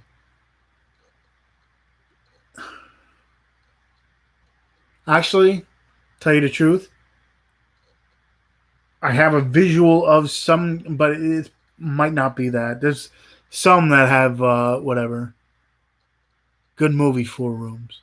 All right, so I'm trying to let me see if I can look up a because a lot of the times too, like I remember movies more from like slip not slip covers, but covers of the film more than the film itself. Especially if I haven't seen.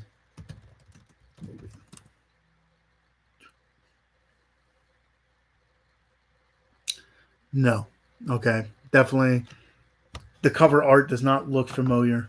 That's sometimes too when I'm looking for certain movies.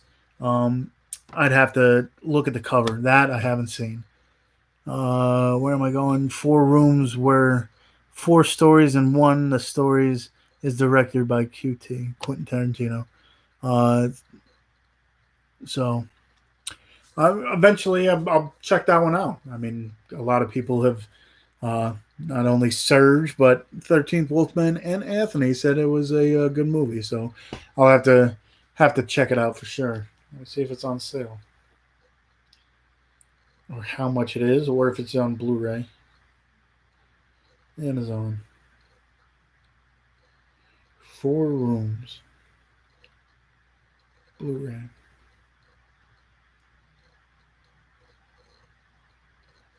They have The Room. Region B. Maybe I'll see if they have it on like Netflix or something like that. If you have not seen it, Tony, it's a cool style of movie. Yep, I've like I said, most of the time too, especially of movies from let's just say the early 2000s, late 90s, early 2000s kind of deal. I don't remember everything I watched, but if I pull up a picture of the cover art, then I'm like, okay, I definitely either own the movie, seen the movie a long time ago and forgot about it, or if I liked it enough, I'll remember it. But have you seen the movie Alien Raiders? Pretty good movie. Not a lot of people's heard of. Name sounds familiar. Again, let me check it. That's recent too, I think, right? Alien Raiders, 2008.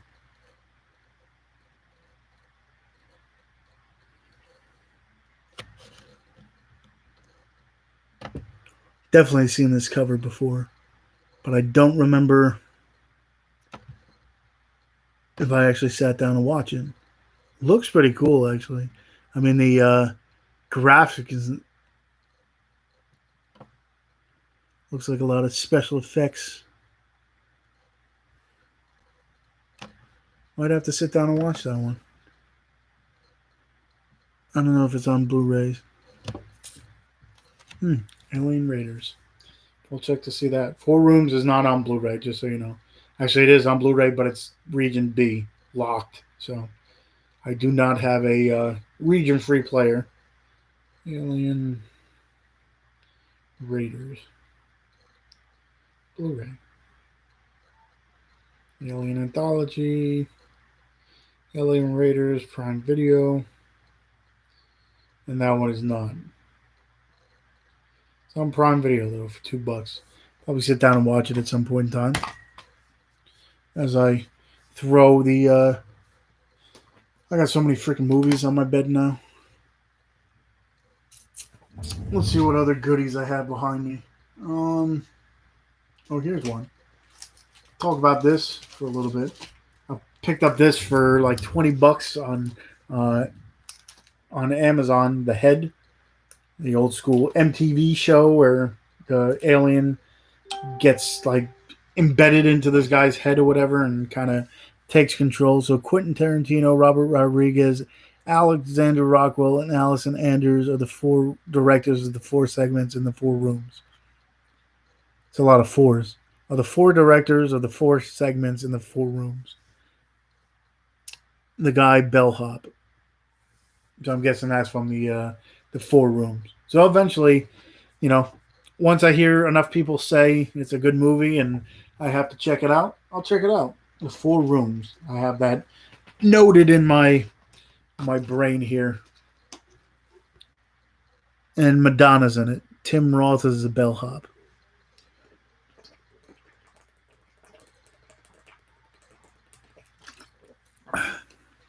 Buy it. But it's only on DVD, though.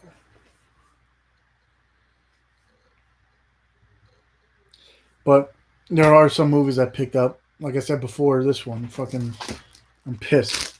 Under wraps, I thought I was getting the actual movie, but this is like a burnt copy of it.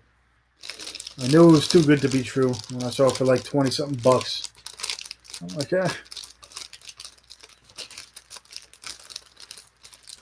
So let me just put this back and burn it. Check Amazon Canada. But at that point in time, a lot of those are region B locked as well, because it does. There is one 4 rooms movie, but it's like C or something like that. 4 rooms Blu-ray. I mean, I could always check eBay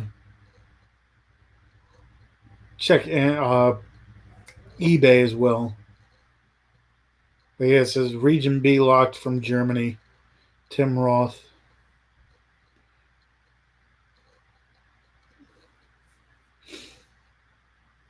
Come on. Anyway, if I use my phone a lot, it usually fucks up. I have the Under Wraps movie. Yeah, that's one. I For a while I was doing the whole like thrift shop thing. Well, couldn't even call it a thrift shop. It was more of a we have a Goodwill, so I would go in there every once in a while to find something that we don't have, kind of deal, or I don't have. But a lot of times it was just crap. Um, where am I at? Check Canada. No, Canada is a North America, so it would be Region A. All right. Well, Amazon Canada. Amazon. But I think a lot of the Amazons are kind of, what do you want to call it? Uh, Going on strike. So it might take a lot longer to get your packages from now on, because I know a lot of them are going on strike. 4 rooms Blu-ray. Amazon Canada.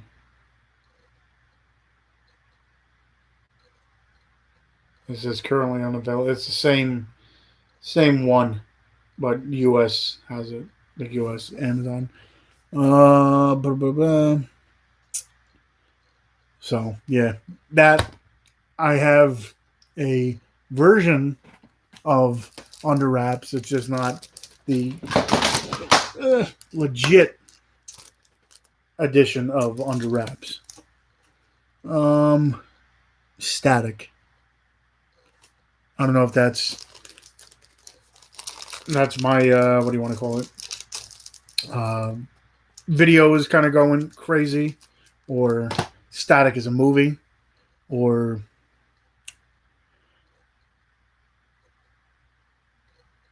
not 100%. Because usually about this time, I don't want to jinx anything, but usually, is that a yes to the video or yes to a movie? Video crazy. Okay. Yeah. Usually around this time, for some reason, if I use my phone or anything, it screws up.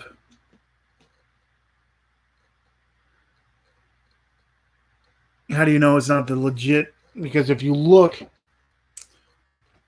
I don't know if you'd be able to tell from here, but I bought it off eBay, and you can tell that the cover isn't the exact cover. Plus, I think a lot of the Under Wraps ones are like I could be wrong, but the like pop case. Plus, if you look at the DVD that they give you, it's kind of like a burned, kind of on. because I don't think this would be what it actually looks like. But just from the cover itself, like it might be a little hard for you guys to see it, but the cover is like looks like they printed out the cover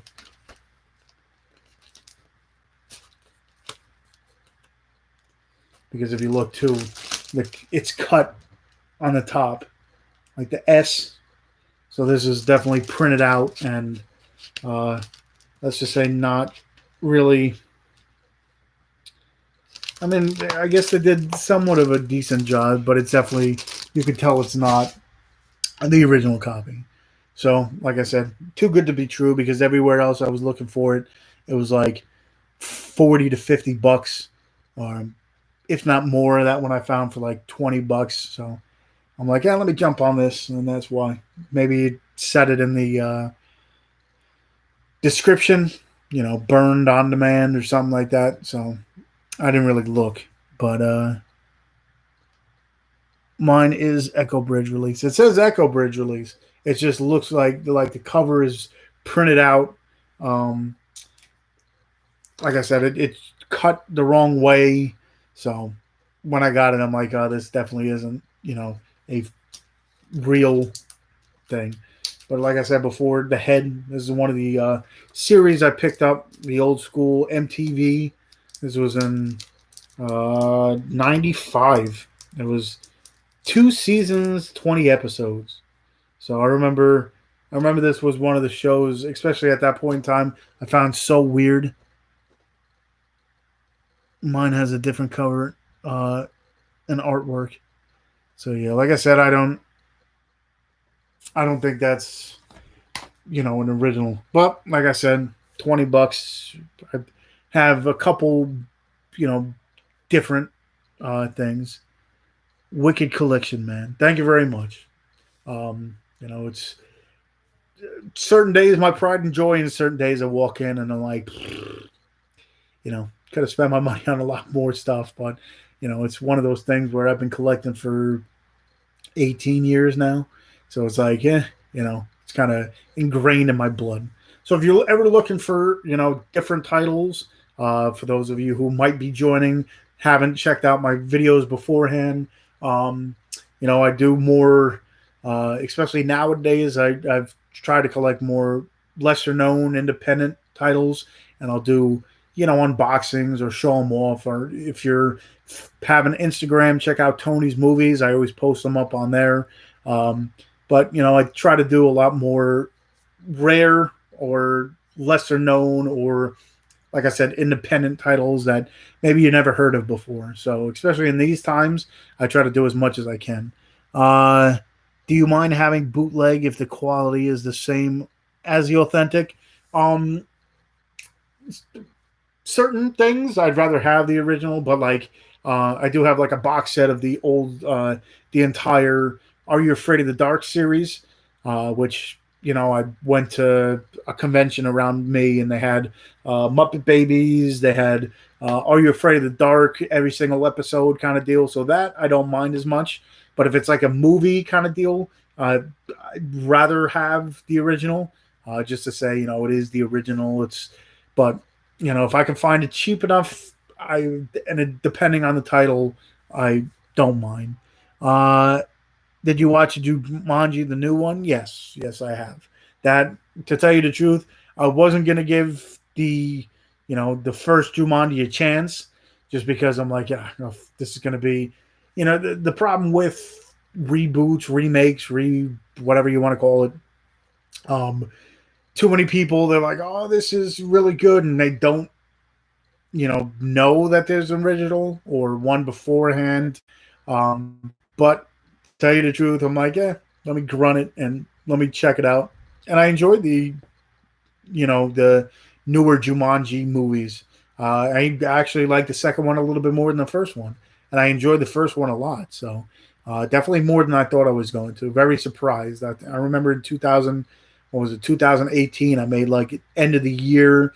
Overview of the movies I didn't like that I was expecting to like, the movies that my top 10, but then there was also movies that surprised me, and Jumanji definitely was one that I'm like, yeah, definitely liked it a lot more than I thought I was going to.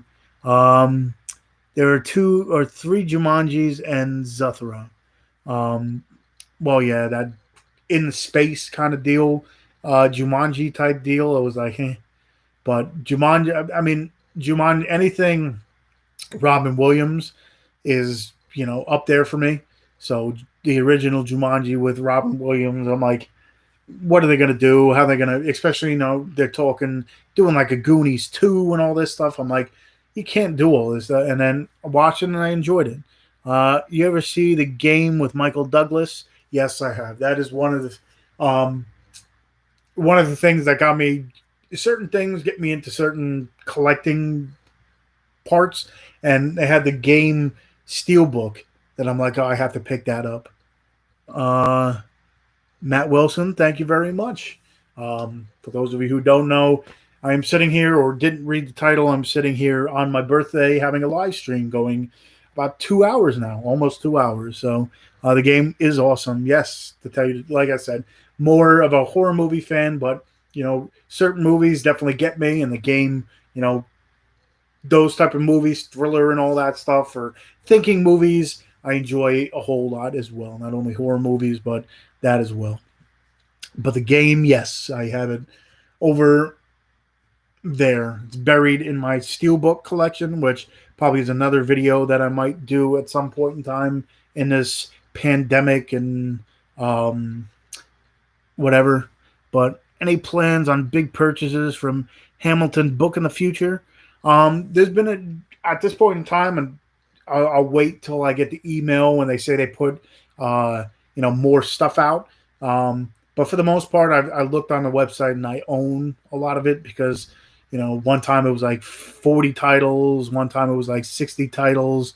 Um, but yeah, Hamilton Book. I mean, at that point in time, once I see something new, I I uh, I try to see what they have. But if I knew probably 3 years ago that there'd be a website where I can get the same Scream Factory movies that I paid like $25 for like $4, I would have waited for a while, but what could you do? Uh, you like Cape Fear De Niro? Yes, Cape Fear is another one. Um, at that point in time, anything that has that like thinking where you have to think, you have to watch a movie and think, or like thrillers is another. I mean, that's like I wouldn't call it horror, but thriller is like a step down from horror. So movies like that, I enjoy a whole lot. The Rock's birthday is tomorrow. This is so funny. Yeah, well, there's a lot of May birthdays, so it's pretty much right in between mine and yours, Serge. But yeah, it's definitely Cape Fear is one that I definitely enjoy a lot. Um, what's another one? Primal Fear, another one with uh, what's his name? Edward Norton and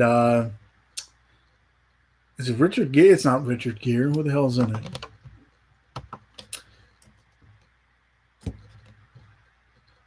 Don't mind me. I'm going to IMDb because when I don't know, I have to look it up. Primal Fear is another one that you know always enjoyed. The Usual Suspects, another one. Primal Fear.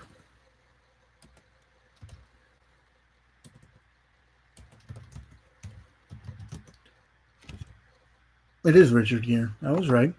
Shouldn't have doubted myself. A lot of Hamilton book titles show up at the dollar store. Scream Factory for $1. You like Drag Me to Hell? That one wasn't that bad, to tell you the truth. But the other thing I noticed is if you have Horror Pack, a lot of the movies from Horror Pack are found on Hamilton books. So that's why most of the time I'll have, you know, four to, not four, three out of the four movies. The only reason that I really could still continue to get Horror Pack is for the Horror Pack exclusive movies, which only one time, I must say, one time I had all four movies. Like I bought the box for $25 and literally had everything. I had the Horror Pack exclusive. What is it? I'm Dreaming of a White Doomsday. We had the director on The Dorkening, and I bought the movie directly from Scream Team releasing, and then Horror Pack put out the exact same movie on their Horror Pack exclusive. So that one month I had all four movies, but most of the time I have like three out of the four.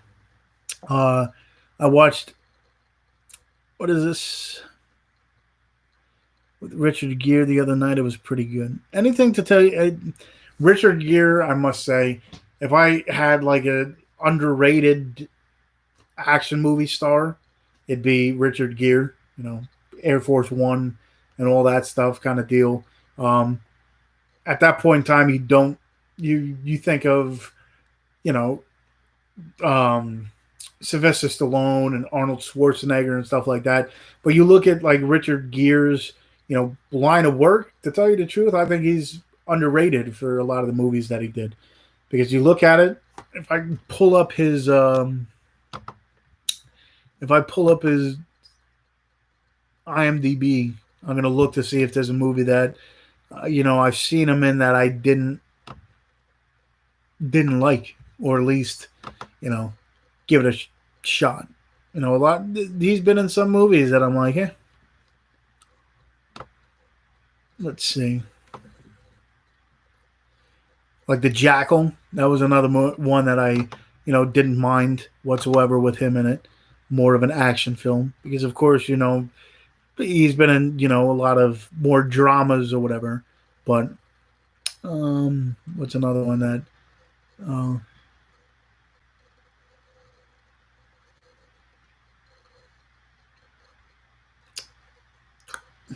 Brooklyn's Finest from 2009. I didn't. The Mothman Prophecies. Not more much of a like action star, but Internal Affairs. Guess how old I am. Uh, Serge, you are going to be 39, 38, something like that, right? Could be wrong, but I'm going to say 38. Could be wrong, Serge. Let me know if I'm right. But yeah, there's, like I said, I'm going through his IMDb page, and there's some that I'm some. Is this the one I'm thinking of? Power. That's another one. Like I said, Primal Fear is one of my favorite movies of all time. I think it's more of Edward Norton's doing, but I enjoyed that. When did that come out? 96. Thought it was mid 90s.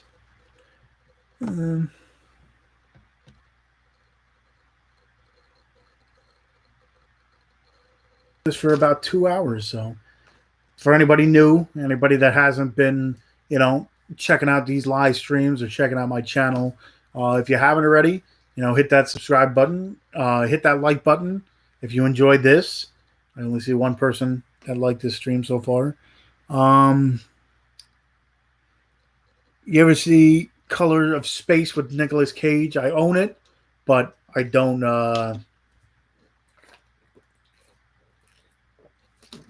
I own it, but I haven't seen it, and that's my RLJE collection. See, I have it, but it's still in the packing. Like I said, I'm horrible with certain things just because. I'm gonna put this back.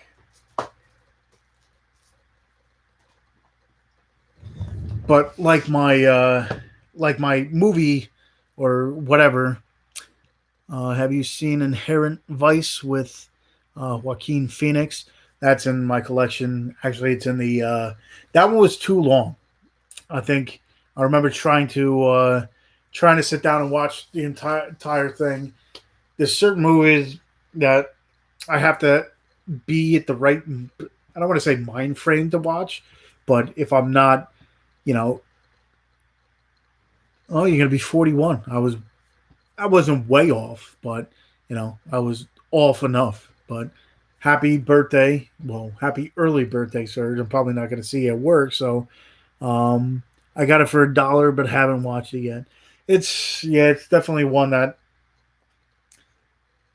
it has to be a certain time for me to watch certain movies, and sometimes it just um, certain movies I have to sit down and watch over again just to give more of a uh, better review or have more of my own take on it. Sometimes I'll pop in a movie and it's like I don't know, 10 o'clock at night, and then I'll wake up in the next morning and be like, did I even watch the whole thing, or you know, didn't catch my and it might not be the movie's fault.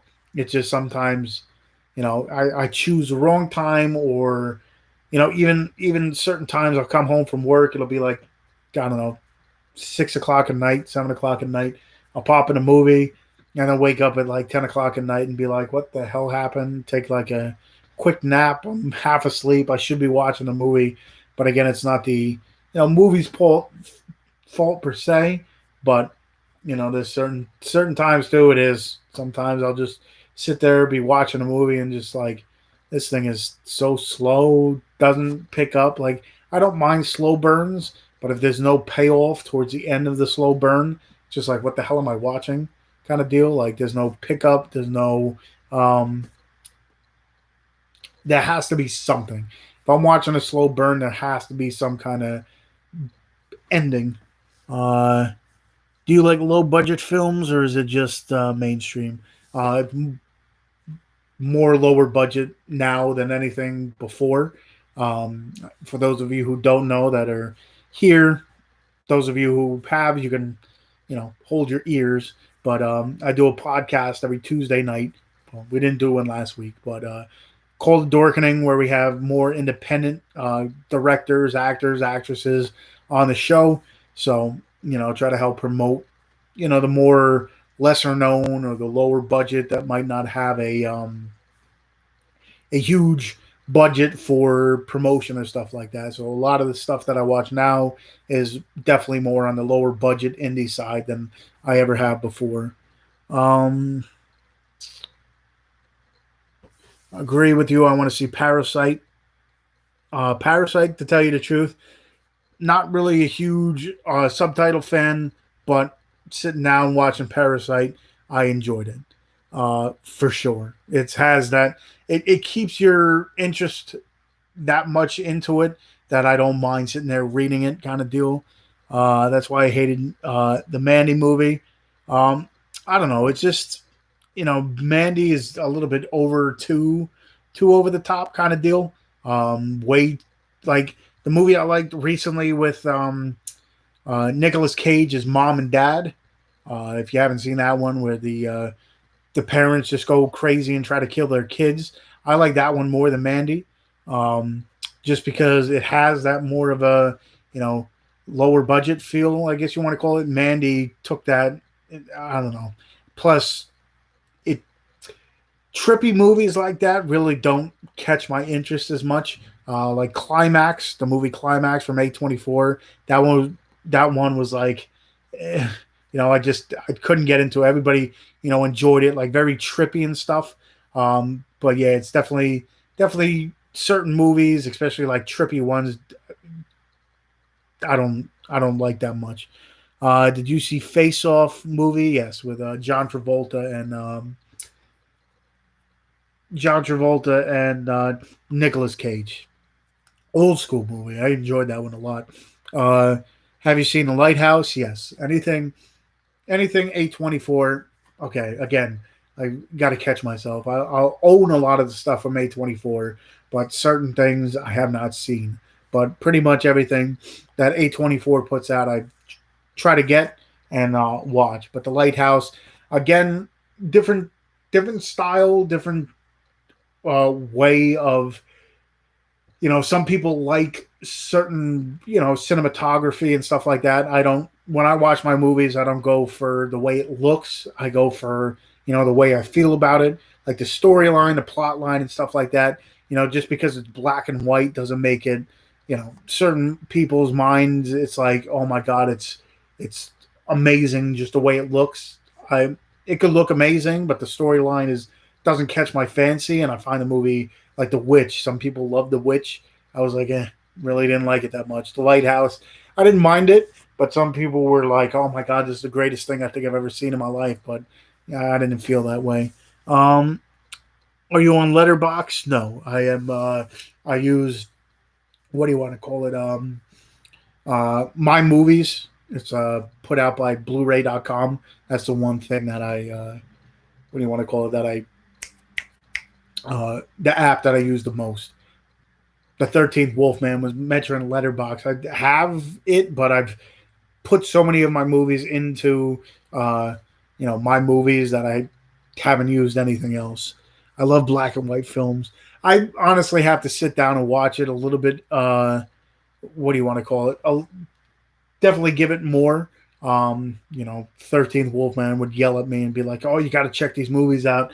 And it's also, when I was younger, I was watching more. I never grew up with like the old school, black and white films like the, 60s and stuff like that. I grew when I started watching movies, it was more of the, Disney cartoons. So it was like, late 80s, early 90s kind of stuff, which evolved into, the Sandlots and stuff like that kind of movies, which evolved into the more mainstream like American Pie movies. And then I found my love of horror, and now it's more independent stuff. But black and white stuff, I definitely got to sit down and give it more of a chance. Like I watched the original Fly the other night, which I never seen it before, and I was like, oh, definitely, you know, different than I'm used to, but I enjoyed it. But definitely gotta get into the black and white. But like I said, with the Lighthouse, I think it also was hyped up way too much. I gotta stop listening to people say stuff. Um, what is it? Clerks is good though. Yeah. Well, it's also one of those you know comedies and stuff like that. So I don't know. Certain movies, I definitely got to sit down. It is now 10. Thank you, sir. It is 10 o'clock. I've been doing this for 2 hours. So, like I said, as long as there's people, continuing to talk and find this interesting and, my internet holds up, I'll do this as much or as long as it allows me to. Have you seen The High Life with Robert Pattinson? Yep. That's another one that I have to watch again. It wasn't my style of movie, I guess you want to call it, but I was never really into sci-fi. So anything in space, I kind of contribute with science fiction, kind of, even though it doesn't really have that much in it. I don't know. It was just certain movies I gotta sit through a couple times to really grasp it. Sometimes I'll sit there, and if it's you know not my style, or that's my one problem. If I had to grade myself on uh,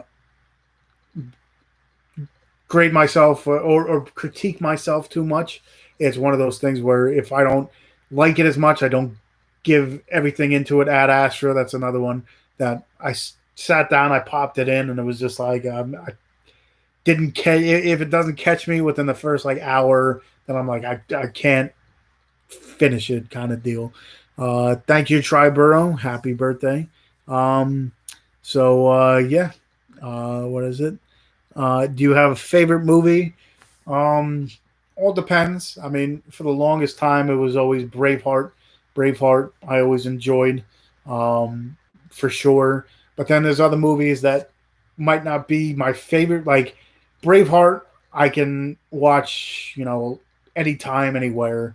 There's other ones where, I have to be at a certain point to watch the movie. But then there's other movies that, might not be the greatest. But if you're looking at Gladiator, that's another one of my favorites. Um, but like, there's certain movies that I can sit down, might not be the greatest movies of all time, but like Sandlot, Little Giants. I was saying before, Pippi Longstockings, the New Adventures of Pippi Longstocking. Like literally, I can sit down and watch. You pop that movie in, or I don't catch it on TV anymore. But back in the day, I would anytime I turn it on, and it's any point in this movie, I'll sit down and watch. Um, what's another movie like that? Remember the Titans? Like if Remember the Titans is on TV, no matter if it's 5 minutes left in the movie, an hour and a half left in the movie, I'll sit down and watch it. You ever seen Seven Son movie? That's another one that didn't catch me. I haven't. I owned it, but um, I haven't. Didn't catch. Did you see Mom's Night Out and Mom's Night Out 2? I watched part of them. Um, wasn't really into it that much, uh, but I do own the two Mom's Night Out. Heavyweights is definitely one. Being a fat kid growing up, there's two movies I contribute to. My happiness and stuff being because you don't see many movies that glorify. Well, actually, there's three. I must say there was three movies that if you watched when you were, uh, a larger young child. Heavyweights was one where that one scene where where they bring the girls to the girls' camp to there, and they're dancing with the guys, and the one fat kid makes out with a pretty good looking girl. It gave you hope. And then there was uh, Angus. If you've ever seen Angus, one of my favorite movies of all time. Um, and what was it with Chris Farley? Beverly Hills Ninja, where he was the fat ninja and he falls in love with the blonde haired girl. But there's certain movies that I'm like, I watched it just because it portrayed the fat kids in a better light, should I say? Not a Russell Crowe fan, but I liked The Insider. I did certain movies from Russell Crowe. I definitely enjoy. Uh, you like the Nice Guys movie? It was. See, the problem is, especially with comedies nowadays, it's not.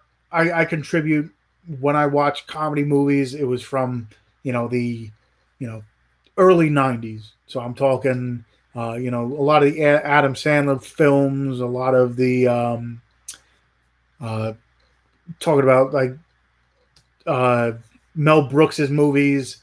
Well, that's not even close to the '90s. They're especially for what do you want to call it? Robin Hood Men in Tights. But a lot of the comedies nowadays are just not my style. But Nice Guys is different. Nice Guys is definitely on the other spectrum, I guess you want to call it. Like you look at the latest comedy that I must say that I enjoyed was that Bad Boys movie. Um, with those three kids, kind of like a uh, super bad, but with young kids. I enjoyed that. Uh, Tootsie. I haven't seen that movie in forever, but Tootsie was another one that I used to watch all the time. Uncut Gems was actually really good. Now held up to the hype. Heard so many people talking about it. I'm like, hey, with Adam Sandler, especially the past couple duds that he did, I'm like, how good can it be? I watched it and I enjoyed it. That, and if you've never seen The Cobbler with Adam Sandler, where he's a shoemaker or a shoe fixer upper, should I say? People bring their broken shoes to him, and he finds this like good boys. That's what it is. But he finds this old school shoe fixer from his, I guess, father or something like that, and it's like a special one. And if he puts the shoes on, um, he ends up becoming that person. I thought that was really cool. Which Sandler would you? Which Sandler would do more drama? Yeah. What's the other one? From the early 2000s. Spanglish, wasn't he in Spanglish? That was another one that I was like, oh, that's definitely a different role that he's been in. Click, at that point in time, Click was more of a comedy, but he had so much, so much heart. I cried at that last scene in Click. The Cobbler was good. Yeah, that was another one that kind of caught me off guard. Uh, Tony, you missed SmackDown. We were talking about wrestling before. It's not the same. I don't know. It just It's I can't watch NXT, AEW, WWF, anything, or WWE, should I said. I got old school in my mind, but I just can't watch wrestling anymore. It's too off. Bulletproof, that's one of my favorites. Adam Sandler and Wayans, what's his name? Um, Damon Wayans, oh, one of my favorites. Where fucking uh, handcuffs him to the toilet after. I think at one point in time he took a shit, so he's sitting there. That's one. I didn't mean to shoot you. That's early '90s Adam Sandler comedies were, and then you have what's it called, freaking Airheads with him in it, and of course his Happy Madison stuff, Happy Gilmore, Billy Madison, um, Big Daddy probably was one of the the last good movies, but then again you have like uh, 51st Dates, which I enjoyed. Like anything with him and what's her name? Uh, I can't think of her name now. Horrible. Oh brother, where art thou? Yep, that's another. Well, I love the soundtrack from Oh brother, where Drew Barrymore is what I'm looking for. If I didn't say that then, I'd probably forget it. But Oh brother, where art thou? I enjoyed the soundtrack from that. One of the more underrated soundtracks. But yeah, Drew Barrymore with 51st Dates, then uh, Wedding Singer, no, Wedding Singer, then 51st Dates, and then the recent one, what is it, Blended? That one I actually enjoyed a lot. More, I don't want to call it underrated because, you know, I think people went to see that movie, but Blended, all three movies that Adam Sandler and Drew Barrymore were in, I enjoyed a lot. But then you have uh, Happy Gilmore, probably in order. It went like Billy Madison, Happy Gilmore. Um, then I guess I would say how would I list my Billy Madison list my Adam Sandler movies. Billy Madison is definitely up there for my favorite. Um, yeah, I guess uh, Happy Gilmore, then Waterboy, then um, 51st Dates, maybe at that point in time. Uh, mm, Little Nicky, I've forgotten Little Nicky. But that's, mm, I don't know. That's a tough one. Waterboy or Little Nicky, those would be probably top five, maybe. I'd say top five, but I don't know what order those would be in because I must say some people hate Little Nicky. I enjoyed Little Nicky. It was different, but um, I enjoyed it. Totally forgot about Little Nicky. And then Big Daddy, like I said, I didn't mind Big Daddy either. Um, Hip Hop Anonymous. You give him all the easy ones. Um, what else? Mr. Deeds. To tell you the truth, Mr. Deeds I enjoyed too. And then it went downhill from there with Jack and Jill. It's like, oh, okay, the hell you doing here? Um, there was some that were just, you know, I didn't even watch that one Netflix. What is it? The like the comedy with all the like the Western comedy kind of deal. Waterboy. Yep, Waterboy is one that I was up there, but his stretch in the '90s to like early 2000s were good. Like I said, I like Click, but then later on, Jack and Jill. What is it? Just Go With It. I think was his. Didn't really care for that one, but then his other stuff like The Cobbler or Spanglish or Uncut Gems is crazy. The Ridiculous Six. Yeah, I didn't even bother watching that thing.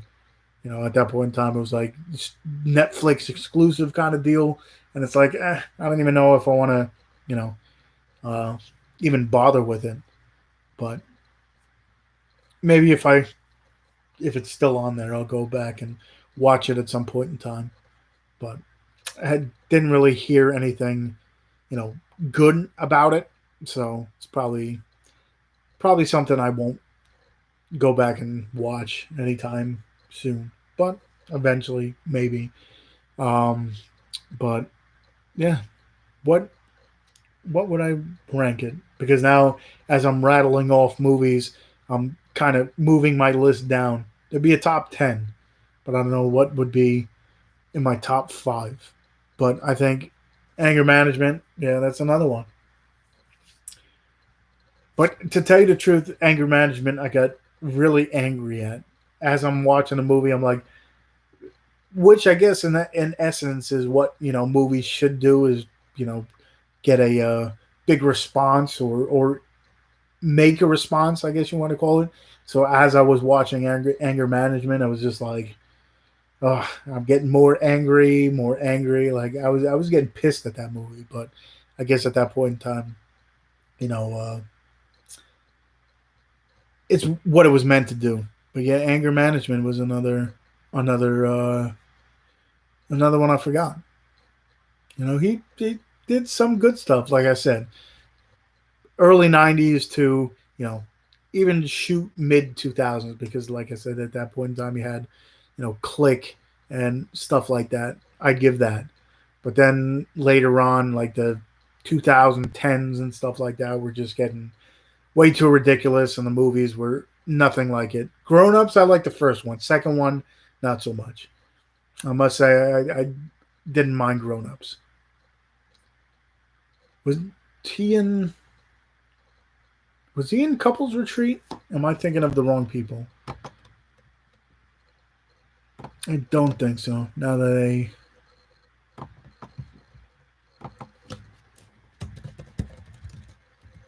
no, that was what's his name? Vince Vaughn. I was thinking of.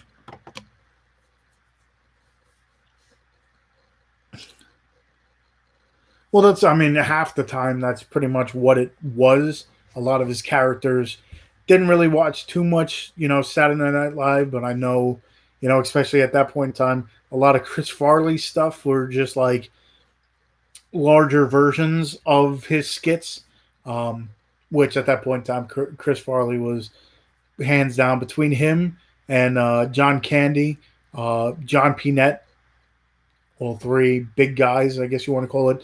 Those were always my favorite, comedians. So watching them, but if I had to pick one, it was probably Chris Farley with his slapstick humor. Tommy Boy, one of my favorite movies of all time. Like I said, the Beverly Hills Ninja. Um, then of course, his little roles in Billy Madison, stuff like that. Um, but then of course you have Chris Farley. Um, John Candy was another one. It probably went Chris Farley, John Candy, right under for comedians and stuff like that. Do you like Kevin James? Depends on the movie. Certain movies he overdoes it. It seems like he tries to be like Chris Farley type deal. Other movies, it's like toned back where I don't mind him as much. What's that one? The one where he fights, like cage fights um, for money or whatever. That one wasn't too bad, but a lot of the times he's too much of it. Too much of the same type of movies. I don't really get into that uh, sophomoric humor. Yeah, like I said, nowadays too many.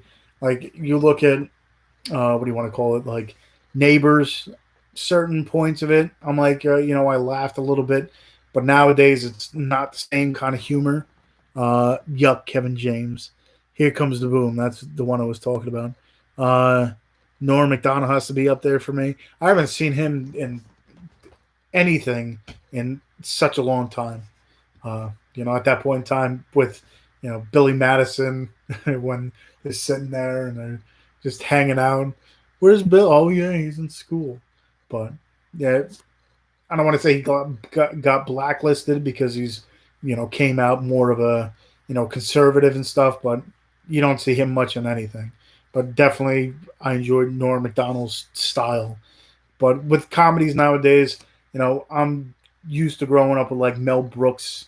His, was that like dry humor, I guess you want to call it, and the humor of like the early '90s. Now it's just like, oh look, it's a penis. Oh look, it's a penis. Oh look, it's a penis. It's a vagina. It's, you know, not even slapstick anymore. It's just like, you know, like you said, sophomoric humor. So every movie is almost the exact same. They rewrite or just reuse the same tropes over and over and over again. I mean, I think it really started with like even though I enjoy them, like the second half of the what do you want to call it? Um, Second half of like the American Pie movies got to, the sophomoric stuff. Well, thank you, Trailer Recuts. Thank you for joining, and thank you for wishing me a happy birthday. For those of you who don't know, I've been doing this live stream for about 2.5 hours because I don't have anything to do on my birthday. So I'm here trying to entertain you, everyone in here, to the best of my ability. We've been talking movies. That's pretty much what all my live streams turn into at some point in time, is just movie talk. So for sure, man. But like I said, pretty much it's what it turns into is movie talk. So if you're into movies and you haven't seen my stuff before, haven't been to a live stream, haven't seen my reviews, maybe hit that little sub button, little bell button. Do I have a Facebook? Yes, Tony Cordero. Cor.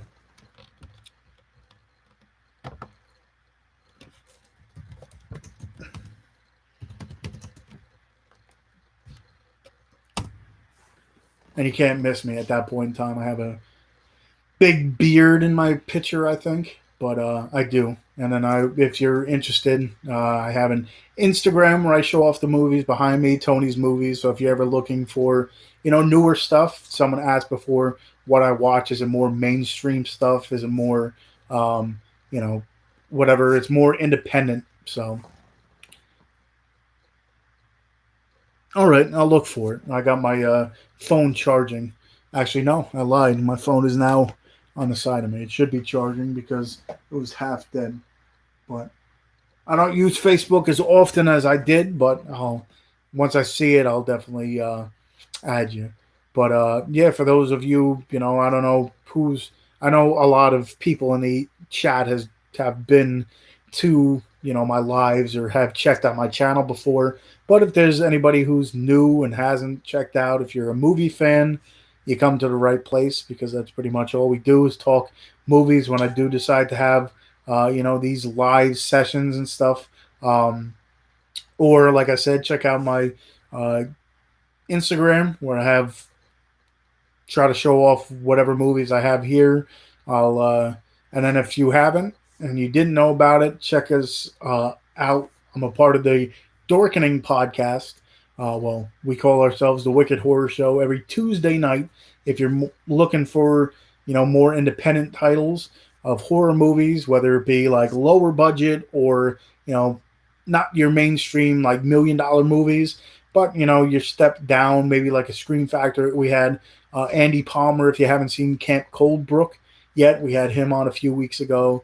We've had Catherine Corcoran, who was in Terrifier and Return to Nukem High and Return to Nukem High.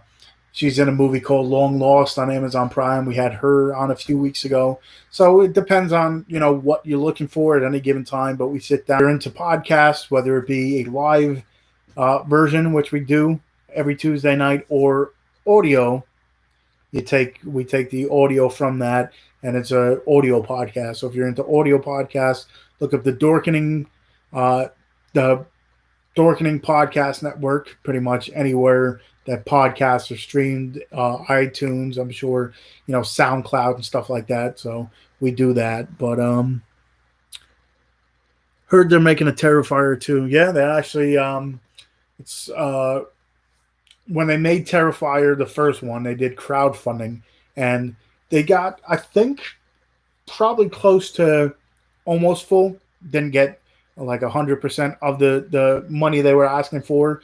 But it became such a cult hit that when they put up crowdfunding for the second movie, I think they made 5 times as much as they were looking for, or something like that. So from what I heard from some of the people that we've been, had on, the first one was, over the top. The second one's supposed to be even more. We actually had, speaking of Terrifier, we had David Howard Thornton, who plays Art the Clown.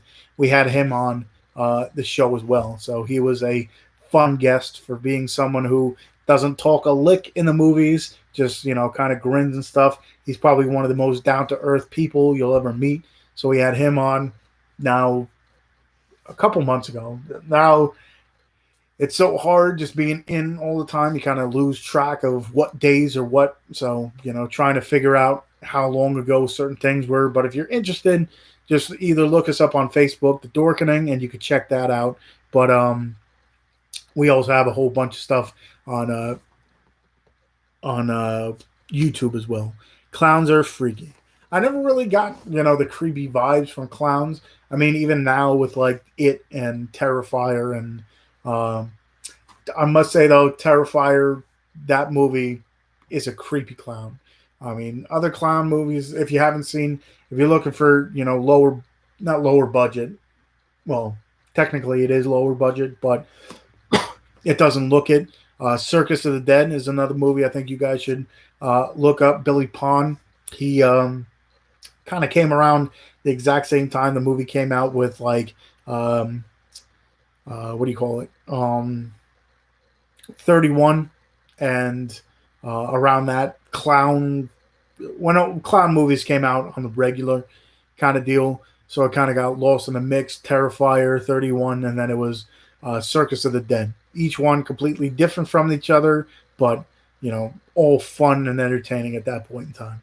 But if you had to, looking for something different, look up like I said, either Terrifier or Circus of the Dead. Killer Clowns from Outer Space.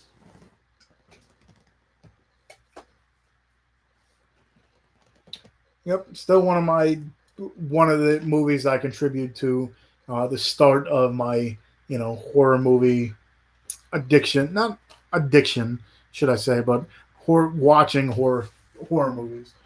But like I said, all the time, whenever I try to explain the movie Killer Clowns from Outer Space to someone who's never seen the movie, let's just say it was one of the harder things I had to do, just because half these people probably never seen it, never checked it out, and they're like, "What the hell are you talking about?" You got to pop their nose um, and they put you in cotton candy and all that stuff. 33 Sugar, thank you very much.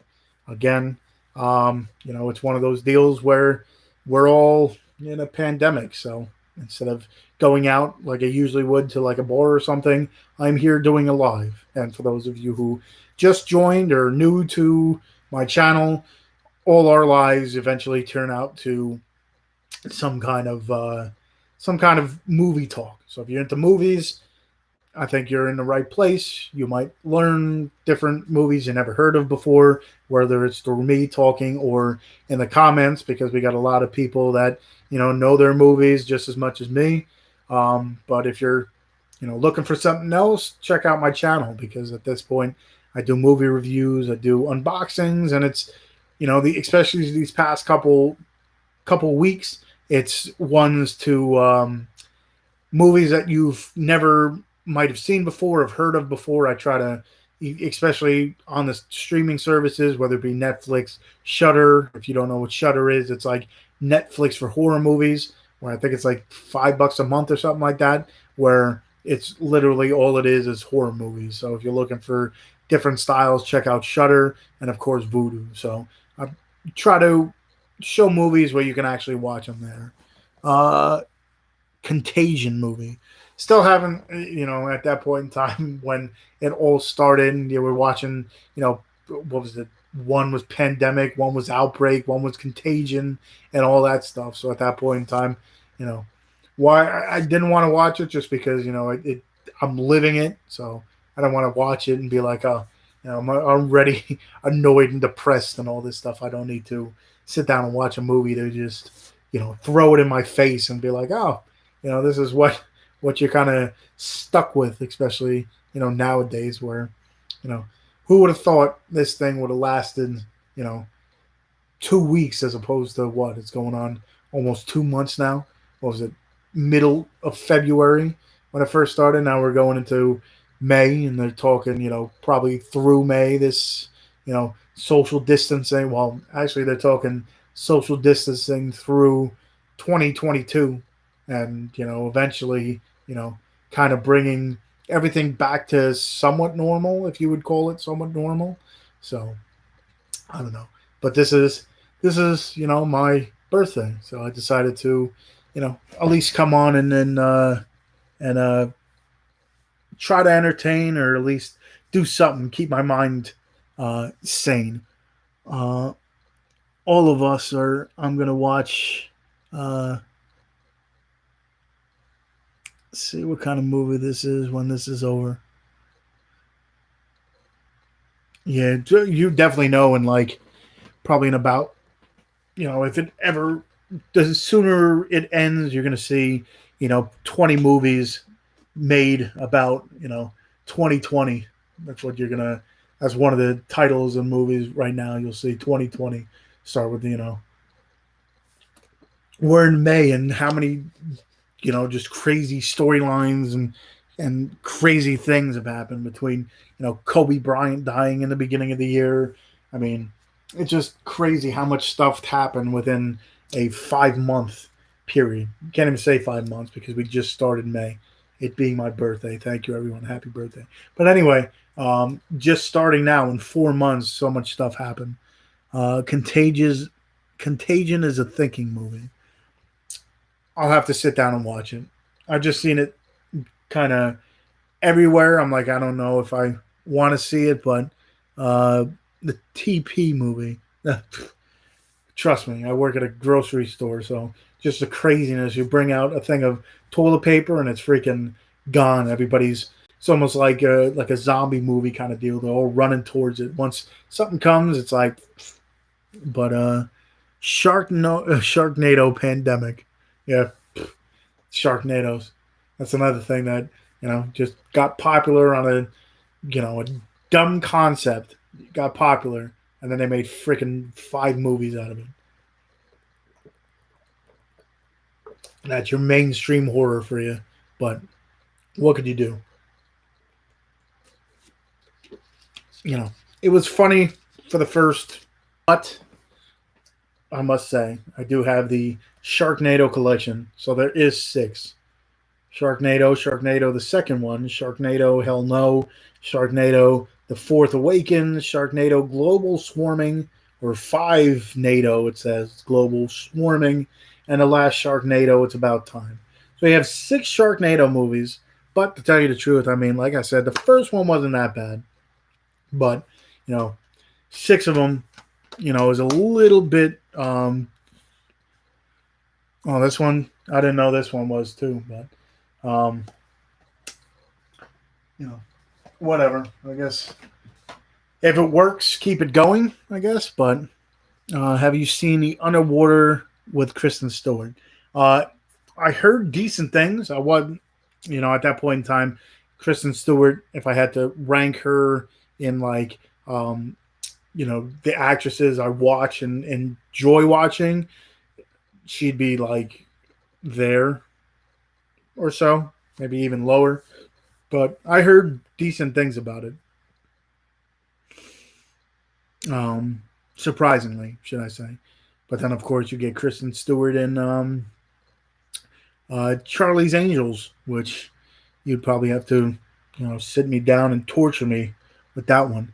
Um, but there's only one movie, to tell you the truth, that I must say I enjoyed more than most people, and that's Panic Room.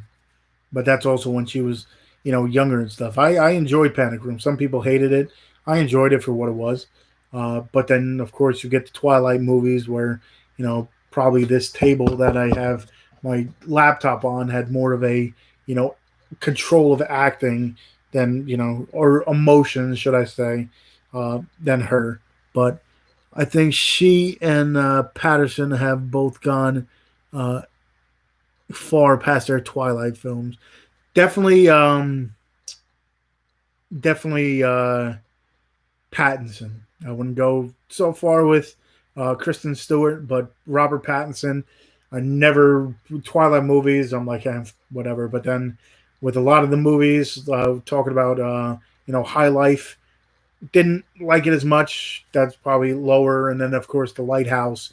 But then you have what is it, High Times, uh, with Robert Pattinson. That's another one that A24. Uh, what the hell am I looking for? Good Times.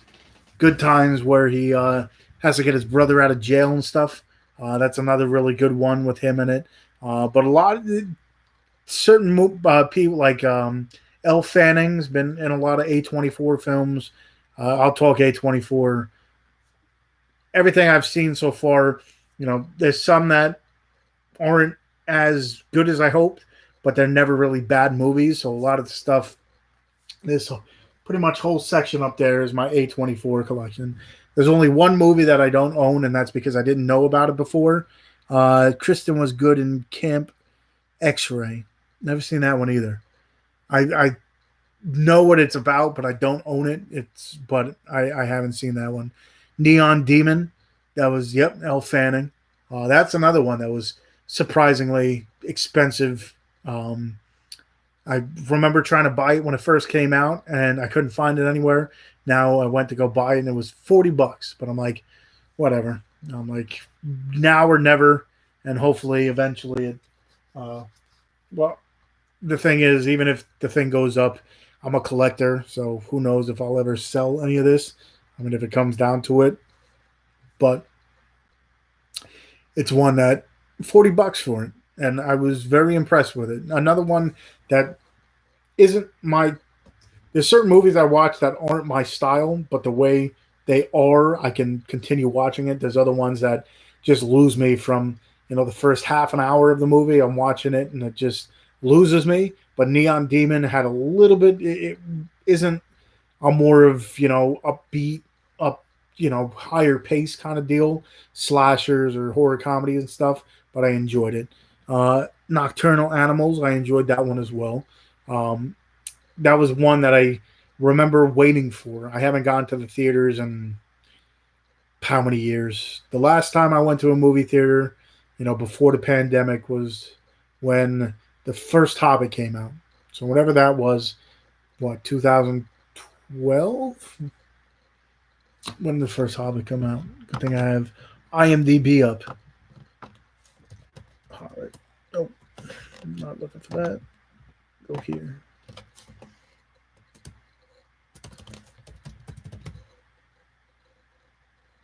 2012. So that was the last time I actually went to the theaters. So I remember seeing the trailer for that, and I'm like, oh, can't wait for this. And then totally forgot about it. And I remember seeing it at Best Buy, and I'm like, got to pick this one up. Nocturnal Animals has, the style of, movies I like. But probably going to keep this running for another, 20 minutes at least. Go to 3 hours because I am beat and I'm getting old and it's almost past my bedtime. So we'll keep this going for another, 40, another 20 minutes. We'll have a 3 hour live stream. Like I said, it's one of those, what do you want to call it? For those of you who, are regulars, you know what this is. Usually I'll have a game, I was going to, but kind of got sidetracked. But usually I'll have some kind of horror movie trivia here, and I usually give away.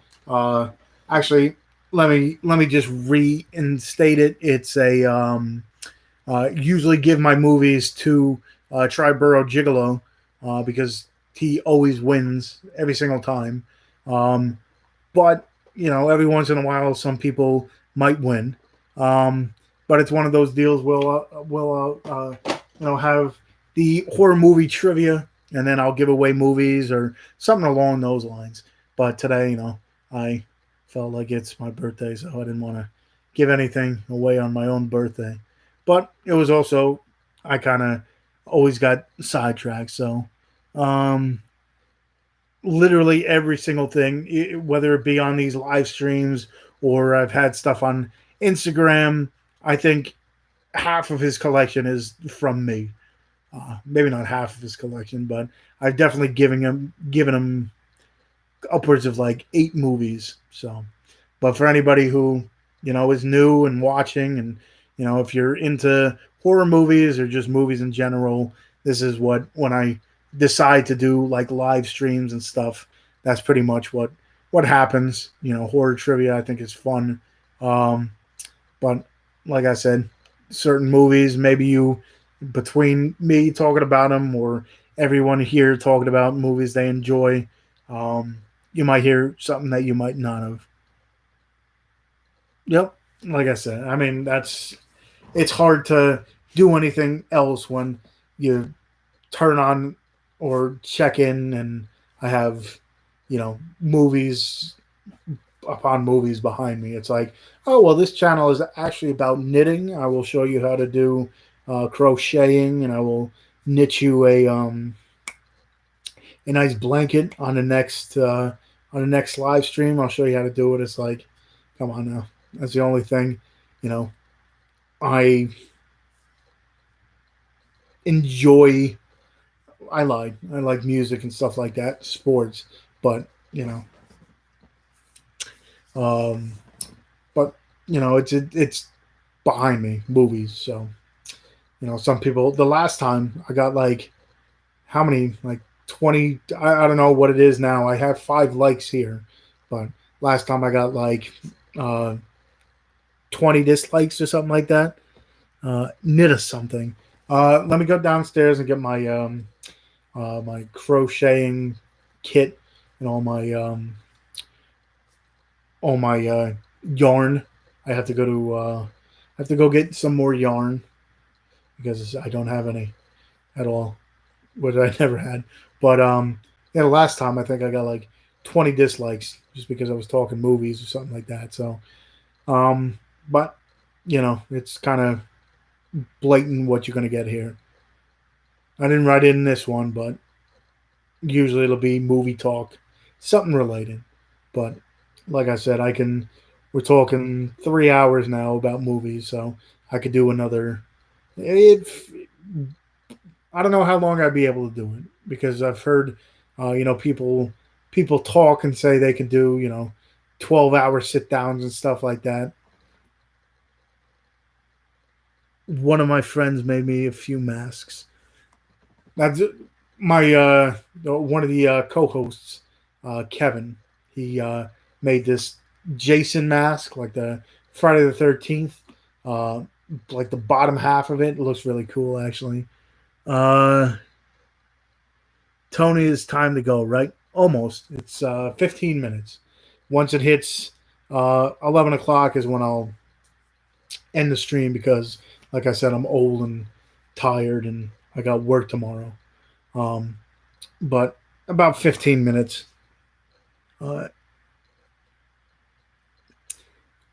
well, let's just say there's certain people that just like to I wouldn't even call it stir up the pot. It all depends on, you know, when you have people like I've had live streams and people come in here and joke and stuff like that. Troll, I guess you want to call it. But sometimes people will take it and take offense to it.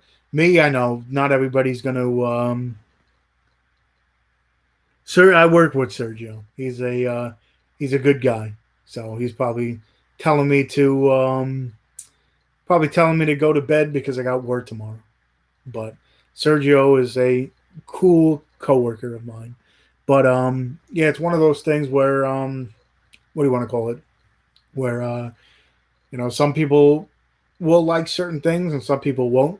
I don't know what the ratio of likes to dislikes are on this one, but someone mentioned it. They're like, "Oh, I came in here thinking whatever," and you had like 20 dislikes. So I'm like, well, I guess 20 people than enjoy watching me just talking about movies. So, but everybody's got their right to their opinion, and if you like what I watch or do what I do, uh, Tony, time for bed. Brush your teeth. Yes, yes, I will right after this. I will go and do it. But yeah, it's listen, it happens, and like I said, not everybody's got to like it, not everybody's got to enjoy it, but some people just like to show their displeasure of us talking about movies. But like I said, I doesn't matter to me. I put this out there for anybody to see. I know not everybody's going to dig it, not everybody's going to like it, so you know doesn't bother me either way. It's what I enjoy, what I like. Not everybody's gonna enjoy it. Not everybody's gonna have the same you know love for movies as I do, or might not like the movies I talk about, or whatever have you. But some people like to show their displeasure by you know thumbing down my videos, but jokes on them, because at that point in time, even if they thumbed down the video, they watched it at some point in time. So I get a view out of them at that point in time. But I guess it hurt. I don't know, the algorithms and everything about YouTube, but I guess the more dislikes, maybe the further down the card you go. I don't know exactly how it goes, because I've never had one of those. Some people get 100 people in their live streams or whatever. I think the most I ever got was 20 or so. So I never had that like full live stream experience, I guess you want to call it. But uh that's true, unfortunately. Yeah, like I said, I've been doing this for what, 10 years now, on and off. More in the beginning, and then gaining subscribers, losing subscribers, and whatever. But this is what I do. I talk movies. I try to do it more for promotion, for especially nowadays these indie films that don't get the limelight or get the promotion. That's what I do it for. I also do it for fans that are looking for new outlets and new movies. Everyone shouldn't. I'm telling everyone to check, do your research, look at different sites, or just if you find a director that you enjoy, check his new work, check the stuff that are coming out. Like Andy Palmer, for instance, he did a movie called um, uh, Funhouse Massacre, and I'm like, oh, one of my favorite movies. And then I'm like, I want to see more of your stuff. And then Camp Coldbrook came out. So you find something you enjoy, and or a director you enjoy, follow them. Especially these independent filmmakers. Anything that any help they can get, they definitely help. So uh, engagement is what counts. Thumbs ups. Like I said, I'm not a never really gotten to like the algorithm or anything like that. Like I'm close to 1,500 subscribers, so I'm that's a plus for me, I guess you want to call it. Once I do hit 1,500 subscribers, I will do a giveaway. So just a heads up, if you want to help promote and try to get me there, then like I said, I do got a few things that I've had for about a year now that I wanted to give away, but never got to that, but almost there. But I use Wikipedia and IMDb. I use anything like on Instagram. I'll type in like horror movie or something like that, and all the or indie horror movies, or support indie horror, and a lot of the like these movies come out. That's how a lot of the times I'll get the guests, because I now took over the booking for the Wicked Horror Show, so I'll find guests that way. But put your birthday onesie on. You don't want to see my birthday onesie. It's because it's no onesie. It's actually a nunsie. Um, I'll leave it at that. But that's definitely something you don't want to see, because you might go blind. And when I say you might go blind, you definitely go blind. But that's for later tonight. That's for when I go to sleep. But uh, yeah, it's just one of those things where you know with the algorithm and stuff, I didn't didn't know too much, and like I said, it's still not 100%. Some people make this their living. I just do it for fun, do it for you know, um, for people, for promotion and stuff like that. But it's always nice to see people respond and people enjoy watching and interacting and stuff like that. So almost like I said, almost at 1,500 subscribers. So once I hit that mark, I'll do a 1,500 subscriber giveaway. I think I'm like 40 away, so almost there. So if you guys want a giveaway and a chance, I'll just kick Triborough Gigolo out so he has no chance of winning. I'll do that. No, I'm only kidding. You got to give everyone a fair shot. But at that point in time, not only do I have something I had, I almost gave. Well, actually, doing this isn't giving anything away. But I also have a Funko Pop. I got a little bit of everything. I've been adding movies to my list all night. Well, at that point in time, just check out some of my reviews because certain movies that I've reviewed, I don't have a physical copy of. So there are other stuff like the reviews I do of movies that are even more, I don't want to say obscure, but I just did, when did I, Wednesday, I did two reviews. It's Texas Death Tripping. So pretty much it's the one is on Amazon Prime right now. If you have Amazon Prime, it's for free. They did that, but now it's called Texas Death Trippin' Extended version. So it's a little bit different. It's like a reboot of it, I guess you want to call it. Almost has some kind of the same kind of deal, but anyway, it's a five or four kids try to go to this rock concert, this um, uh, drug induced rock concert, but they end up running into almost like a Texas Chainsaw Massacre kind of deal. It's got a lot of horror tropes in it, like homages to certain horror movies, so that's pretty cool. But they don't have that one isn't out yet, the extended version, but they do have the original one. And then there's another one called Head Cheese, the movie. So I'm guessing it was it's put out by Crude Cinemas, who is Crude Comics as well. So I'm guessing it was a comic beforehand that they turned into a movie. That one's a little bit different, but Head Cheese, the movie. What else did I review? That I actually don't have a physical copy for. Reviewing and watching movies, my mind is shut. Plus, I'm getting older, so my mind is, slowly deteriorating because there's too much stuff in this. But there was another movie that I had. Oh, Little Monsters, not the Howie Mandel, Savage Brothers Little Monsters, but I believe it's from like England or something like that, where it's almost like not the exact same movie, but it's along the lines of Cooties. Um, if you have never seen Cooties, that's another one with Elijah Wood, where the kids turn into these zombie-like creatures because of Cooties. But then you have what do you want to call it? You have little monsters that there's zombies that attack these kids in this. They went on a field trip to some like petting farm, and it's right next door to a testing facility. And so you got zombies versus little kids. What's his name? Josh Gad is in it from Frozen in a different light. It's like Olaf swearing. It's kind of funny. But if you haven't seen that, check that out.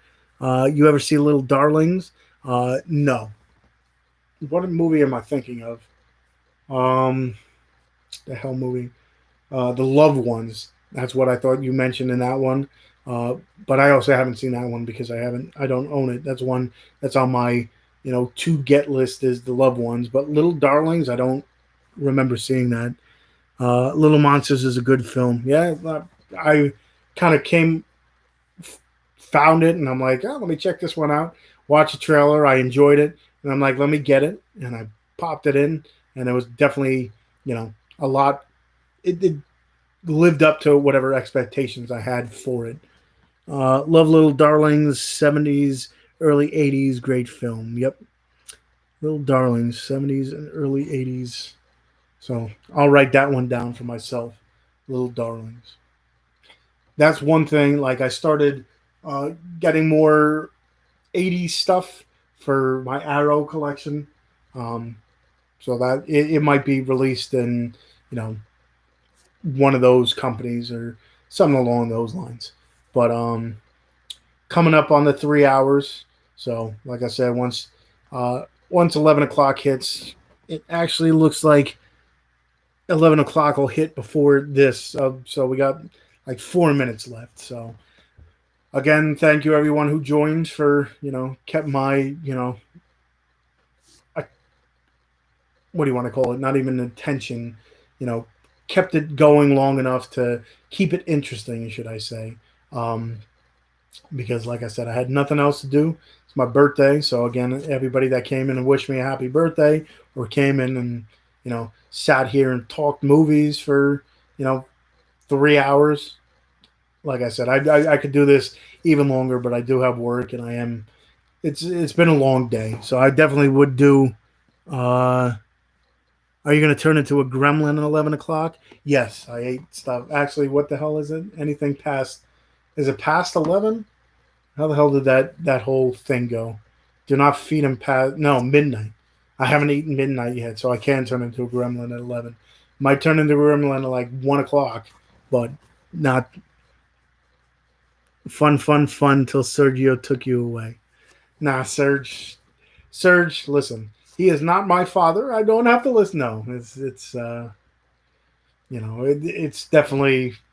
I'm half asleep right now, but I would definitely do it longer. Next time I got to do it a little. I was gonna do it at 7 o'clock to get more people or get longer, but at that point in time I had Carvel cake. So unfortunately, Carvel cake wins over you guys. So if you couldn't tell, I've had a few Carvel cakes in my lifetime, but no, at that point in time, I thought I was gonna go on at 7, but waited an hour. So at that point in time, it probably would have 11 ended at 11 anyway, but it would have been a 4 hour stream as opposed to a 3 hour stream. But you know, a lot of you guys have been sitting here for the whole time, so thank you again for checking out. I'm sure a lot of people, um, you know, a lot of you in here have already subscribed, but um, if you haven't, like I said, if anybody's watching this after, because I probably will do this live if you sat through 3 hours of this after the fact, wow, thank you. But if you haven't already, hit that subscribe button. Like I said, 1,500 subscribers, we'll get a contest going for it, giving back to the community that watches my stuff. But almost there. Check out all my other reviews and stuff, especially in this time, looking for movies to hold you over for however long. I'm looking at my watch, like it'll tell you how long this pandemic's gonna last. But yeah, looking for something to watch while you're stuck at home quarantined. Check out my stuff because a lot of the stuff that I review is movies that you probably never heard of before or something new. So, time for tea. Now, if I had tea, I'd be up all night. I don't understand how people could drink coffee or tea beforehand, and because that keeps you up the whole time. If it wasn't with you guys, it'd be alone in my bed watching movies, kind of crying myself to sleep. But no, it was definitely a fun time. Like I said, I can talk movies for hours. So I always say I want to do this more, but again, half the time I get it home from work and just the craziness of this stuff, I'm half asleep or just so tired that doing a live stream. But I should do it a lot more because I know everyone likes talking, but it's about that time. So again, thank you everyone joining me for my birthday, and you said I joined you for my birthday. You joined me for my birthday. If it wasn't for this, I'd be doing nothing anyway. So thank you again. And I guess until next time I do a live stream, I'll see you guys. But also check out my Instagram, my Twitter, and all that stuff. And until next time, I'll see you guys.